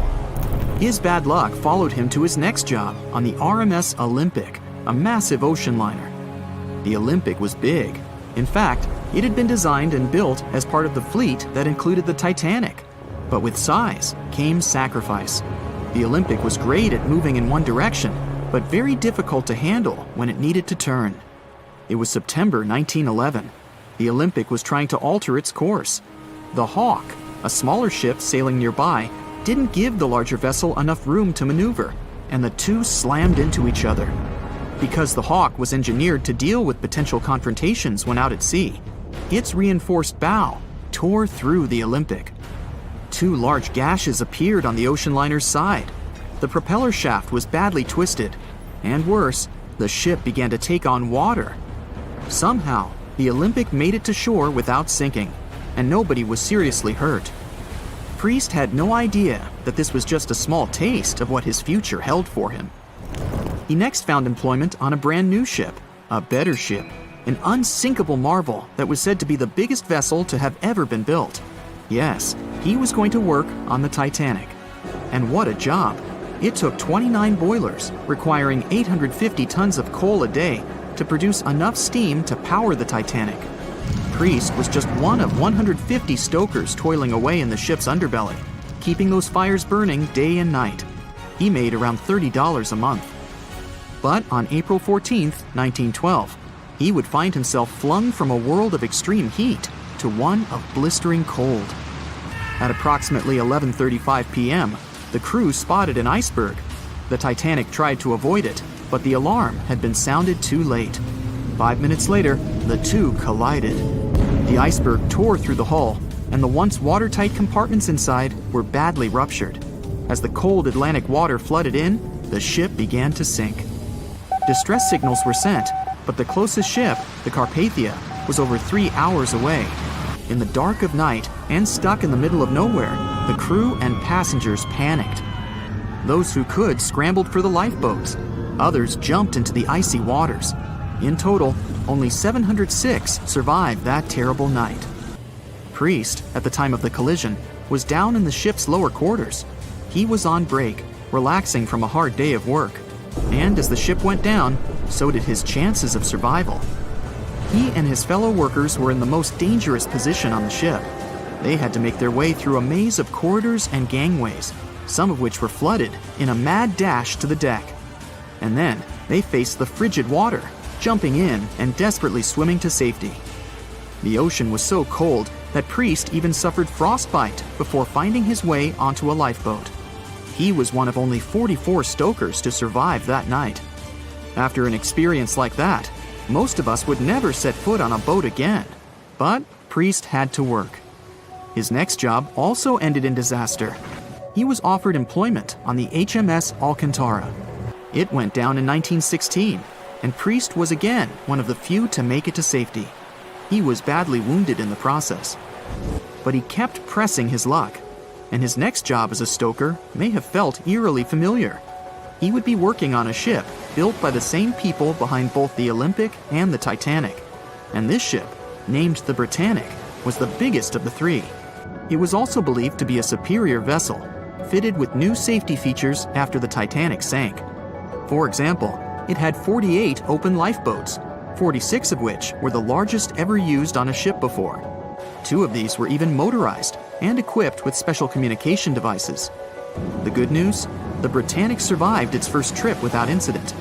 It was already doing better than the Titanic ever did. However, on November 21, 1916, the Britannic was shaken by a loud explosion while traveling through the key channel in the Aegean Sea. The hull was damaged, and some of the compartments began to fill with water. But, unlike the Titanic, the Britannic had been designed for just such an emergency. It had been fitted with 5 watertight bulkheads. Intact, these would help keep the ship safe and floating for a much longer period of time. But there was one issue. Portholes along the lower decks had foolishly been left open. As the ship tilted, the portholes let in water, which flooded the Britannic and hastened its descent into the sea. This effectively made those watertight bulkheads useless. The ship was going down fast, much faster, in fact, than the Titanic had sunk. 35 of the lifeboats were successfully launched, saving most on board. Of the 1,066 passengers and crew, 1,036 survived. Priest, his luck intact, was one of them. And yet, he still wasn't done with a life at sea. He accepted a position as a stoker on the Donegal. It was a smaller passenger ferry that had been converted for use as a hospital boat.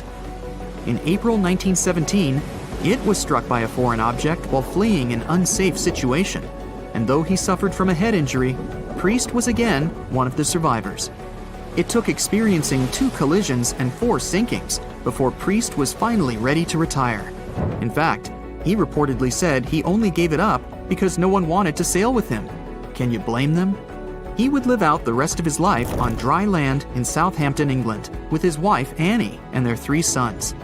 But Arthur John Priest would always be remembered as the unsinkable stoker. It was September 12, 1990. In those times, way before instant messaging and Zoom calls, a little girl was looking for pen pals. Zoe was aboard a ship from England to Belgium on vacation with her parents.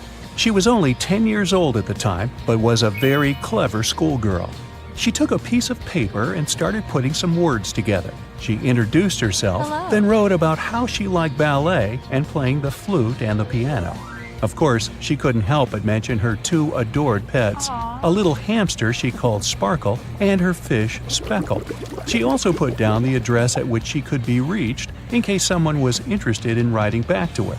But alas, she was at sea. Who could she send this message to? An interesting idea came to her mind. She carefully placed her letter in a plastic bottle, tightly closed the lid to protect it from the water, and threw it into the sea. The little girl's excitement faded away over the years as she didn't receive a response. Maybe the bottle got stuck somewhere. Maybe it was swallowed by some big, scary sea creature. Or maybe the water actually poked through the plastic cap and destroyed her message. Many years later, on Christmas, a letter for Zoe was received at her parents' house under her maiden name. The postage signaled that the message was from Europe. It was from a Dutch couple, Piet and Jacqueline Leteau, who had found her delicate bottle and were very considerate to write back. They pointed out that they had found the letter among the debris thrown at the shore by the sea. Zoe's letter had been stranded for a staggering 23 years at sea and traveled for more than 350 miles to reach its final destination near Rotterdam in the Netherlands. That's quite a voyage for a small plastic bottle.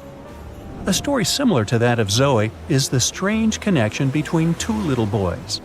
A little German boy named Frank Uzbek was on a boat traveling to Denmark when he got the same idea as Zoe. He was 5 years old at the time he put together a message and threw it into the unknown. The year was 1987.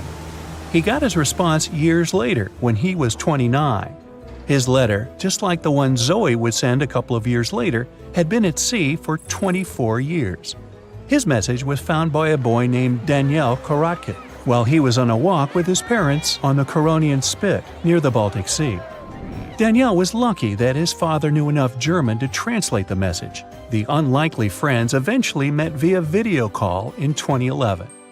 Not all message-in-a-bottle stories have been explained away. In 2013, a Croatian surfer came across a damaged bottle while near the Adriatic Sea. The message it contained dated back to 1985, and it was from a man named Jonathan. The sender was eager for his letter to reach a woman named Mary, and he also expressed his keenness for her to respond. Since the letter was supposedly sent from Nova Scotia, the bottle had to have traveled a mind-boggling 3,700 miles. The message went from the Atlantic Ocean, entered the Mediterranean Sea, and reached the Adriatic shores in Croatia. The identities of neither John nor Mary were ever discovered. There are also messages in a bottle with wonderful love stories to share. This was the case for Ake and Paulina Viking. When Ake, a lonely Swedish sailor, placed a letter in a bottle and threw it in the Mediterranean Sea, he had no idea the piece of paper would eventually reach his future wife. This was in the early 1950s. The bottle was found by an Italian man who was inspired enough to give it to his niece, Paulina. After a year of back-and-forth letters being exchanged, Ake and Paulina eventually met and got married. Having decided to share their story with the world, they became somewhat of a celebrity couple for the time. They even shared video footage of their wedding with the world, and their story was featured in a bunch of newspapers. This fortunate event started a movement between young people looking for love, increasing the number of messages being thrown out at sea in search of a fairy tale ending. Not all the stories that started out like this eventually worked out, though. In 1945, an American named Frank Hayostak placed a similar message to that of Ake's in a bottle and threw it in the waters. Almost a year later, his letter was found by an Irish woman. Her name was Brenda O'Sullivan. Their years of correspondence soon caught the attention of the media at the time, but their friendship never flourished because of the added pressure. They eventually met in person when Frank traveled to Ireland, but he didn't stay for long, and they eventually got out of touch with each other. After Titanic met its strange ending, many bottles containing secret messages started to surface. Almost all of them proved to be counterfeited, apart from one letter. Years after Titanic had sunk in the icy Atlantic waters, a bottle was found on the Irish shores. It was supposedly from a man named Jeremiah Burke, and to this day, it is considered to be the only genuine message in a bottle originating from Titanic. The piece of paper simply stated the sender's name and the location, the Titanic, accompanied by the word goodbye. Since the date has washed away, it's difficult to estimate whether the note was sent before or after the ship had hit the iceberg. The common understanding is, however, that since Jeremiah was looking to relocate to the U.S., he was merely sending his last symbolic regards to his family and friends back in Ireland. This simple way of meeting and sometimes corresponding with people has turned into a hobby for a man from a Canadian province named Prince Edward Island, located east of the U.S. state of Maine. This man, Harold Hackett, claims to have sent over 4,000 bottles into the Atlantic Ocean since 1996. He also claims to have received many responses from all over the world, including letters from people in Europe, like France and Germany, but also from the Bahamas or even Africa. This unlikely pastime earns him about 150 Christmas cards from his pen pals each year. To this day, he refuses to add his phone number to any of his letters. This way, he ensures that if people ever want to contact him, the only means of doing so is via a written letter. He's also studied the best times to send the messages in the water based on the direction of the winds and the currents. Now, some bottles spend a whole lifetime at sea after being cast away by their sender. It was the case for a British man that wrote a message and placed it into a bottle before throwing it in the English Channel in 1914.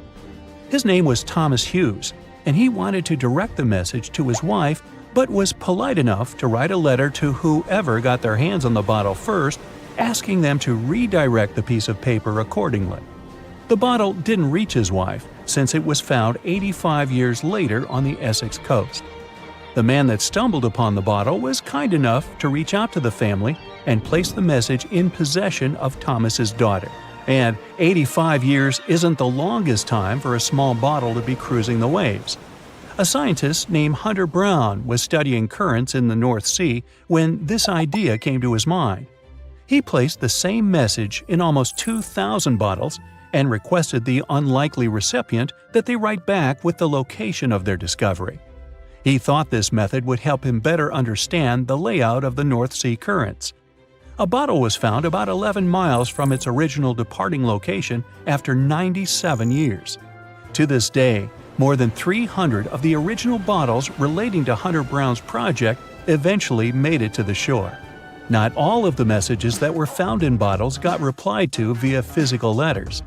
Oliver van de Walle threw a bottle containing a letter on the English coast while he was on vacation with his family. He was 14 at the time. 33 years later, a woman reached out on Facebook claiming she had gotten his message and tracked him down through his social media profile. At first, he hardly remembered having placed the letter in the bottle, but he eventually recounted the events, even the fact that he sealed the bottle with candle wax to make sure it was leak-proof. And then there's Christina Aguilera and her bottle. No wait, hers is about a genie in a bottle. Okay, never mind. It was the start of 1912. A giant chunk of ice broke off a glacier in southwest Greenland. The ice was made up of snow that had fallen thousands of years before the event, perhaps as far back as when mammoths still roamed the earth. The iceberg started its journey. It was a huge thing, more than 1,700 feet long and weighing over 75 million tons. It was also a very peaceful chunk of ice. It steered clear of ships and busy transport routes.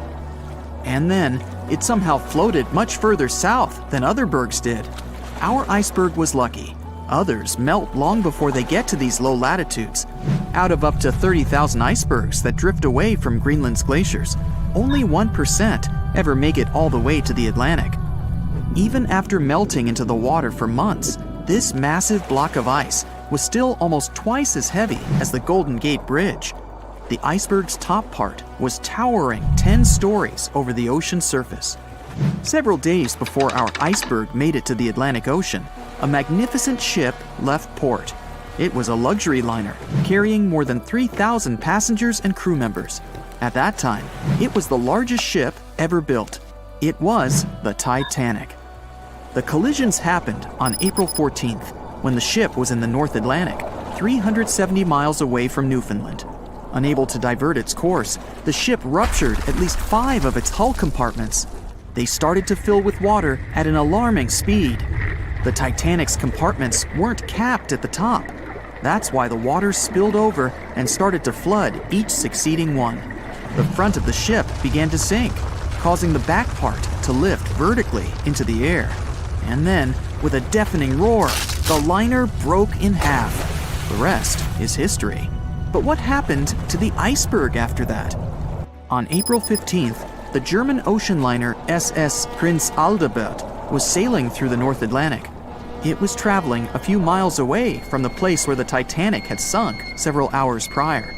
The German ship's chief steward, who hadn't learned about the disaster yet, saw an iceberg. What drew his attention was a large streak of red paint going along the iceberg's base. Surprised, the man took a photo of his discovery. He thought the paint meant a ship had hit the iceberg within the past 12 hours. The next person who saw the iceberg and took another photo of it was the captain of a vessel laying deep-sea telecommunication cables. The ship was sent to help in the area where the Titanic had sunk. The captain later claimed the iceberg he'd seen had been the only one in that area, plus the red paint. It wasn't difficult to connect the dots. In 2015, one of these photos sold at auction for over $32,000. And still, experts are unsure whether the image really shows the infamous block of ice. It might be a simple iceberg that had been floating nearby at that time. The great unsinkable ship was gone, sunken to the bottom of the North Atlantic, where it remains to this day. But the iceberg continued on its way, perplexing a few witnesses and slowly melting into the surrounding water. It would vanish completely before the end of the year. At 11:40 p.m., the Titanic made contact with an iceberg in the North Atlantic Ocean. Many artifacts were found and restored, like parts of the ship, jewelry, and dining plates, to name a few. It took approximately 3 hours for the ship to be completely submerged in the remote icy water. The night was cold and very much alive. The orchestra was playing music as they enchanted the guests on board. Everyone was excited to arrive in America. It was still considered an amazing feat for a ship to cross the Atlantic back in 1912. But as the day went ahead, there was an atmosphere of impending doom for the captain and his crew. No one else felt it, though. It seemed to them nothing could possibly go wrong, and this would just be another regular night. To them, the Titanic was unsinkable. The last thing on your mind when thinking about the Titanic is the mail crew. Yes, there were mailmen on board delivering mail to America. It may seem like a pretty mundane occupation, but there was a very tough test to pass in order to be accepted on board. And only a few top candidates would qualify, and those few would get shortlisted and accepted. John Starr March, an American, was one of these mailmen, earning between $1,000 to $1,500 a year working on the Titanic. Back in 1912, this was considered to be a lot of money. They were not officially part of the ship's crew, since the mail crew was placed near the third-class quarters. But given their influence and resistance, they were eventually moved and given a private dining area. March got this job since he needed the money to support his family. He found a perfect way to earn some big bucks, working on a large ship traveling across the ocean. He was 51 at the time and came from New Jersey. Sadly, he was on board when the ship sank and didn't make it. But they recovered a pocket watch that gives us a little insight into what happened that fateful evening. It's a gold case engraved with filigree and had a caption saying it was made by the Elgin National Watch Company. On the surface, you'd think this would just make a pretty cool antique sitting over the fireplace, but there are some unusual details about it. There are obvious signs water seeped beneath the glass, and the black arms of the watch indicate the time to be exactly 1:27. It leaves us wondering why the clock stopped at this precise hour. What was the owner doing? The mail clerks were operating a fully functioning and efficient mail sorting facility on board the Titanic. This wasn't something you'd come by often on a cruise ship, since typical ocean liners use closed mail bags to transport the mail from one port to another. But the mail sorting facility on the Titanic allowed passengers to send out postcards whenever the ship docked in transit zones in Ireland and France. According to reports, people started heading back to their rooms at around 11 p.m., but some of them were still hanging around and enjoying their night. The 5 mailmen were celebrating a colleague's birthday in their separate dining room. 5 minutes before impact, crew members spotted the iceberg and rang the bell 3 times as a warning that something was ahead of the ship. They gave orders for the Titanic to move left, or, as they say in the biz, hard a starboard, to make the engines reverse. It was not enough to avoid the great impact. At 11:40 p.m., the Titanic struck the iceberg, and disaster erupted on the inside. Not just water seeping in and ultimately sinking the ship, but panic and chaos among the passengers and crew members. Captain Smith reached the deck and was informed that the Titanic had hit an iceberg. And at the same time, the mailroom began filling with water. We know that the 880-foot ship was completely submerged at around 2:20 a.m., with 706 survivors. The time between the impact and the sinking was really eventful. At midnight, they started getting the lifeboats ready for the passengers to evacuate. Orders were given for women and children to board the safety boats with some crewmen to guide and operate them. The problem was that the 20 safety boats available could only host 1,178 people out of the total of more than 2,200 passengers on board. March and his colleagues began sorting out the mail. There was chaos in directing and ordering around. With each second passing, icy cold water was filling the ship. 15 minutes after midnight, Captain Smith ordered his crew members to send out a distress signal. Even though SOS was established earlier than the Titanic, many others used CQD. The CQ stands for General Call, and the D is Distress. The Frankfurt was too far away to help, even though it was one of the first to respond. Even the Titanic's sister ship, the Olympic, responded, but it also was too far away. At 12:20 a.m., the Carpathia received the urgent message and redirected from its original course to help them out, even though they were 58 nautical miles away. Although this was some relieving news, the water kept seeping in at an alarming rate. It wasn't easy to keep everyone calm, knowing that the ship could be underwater in a matter of hours. At this point, many passengers were already on board the safety boats, waiting to descend into the water. The musicians on board began playing music for the ones still waiting. At first, they were playing in the first-class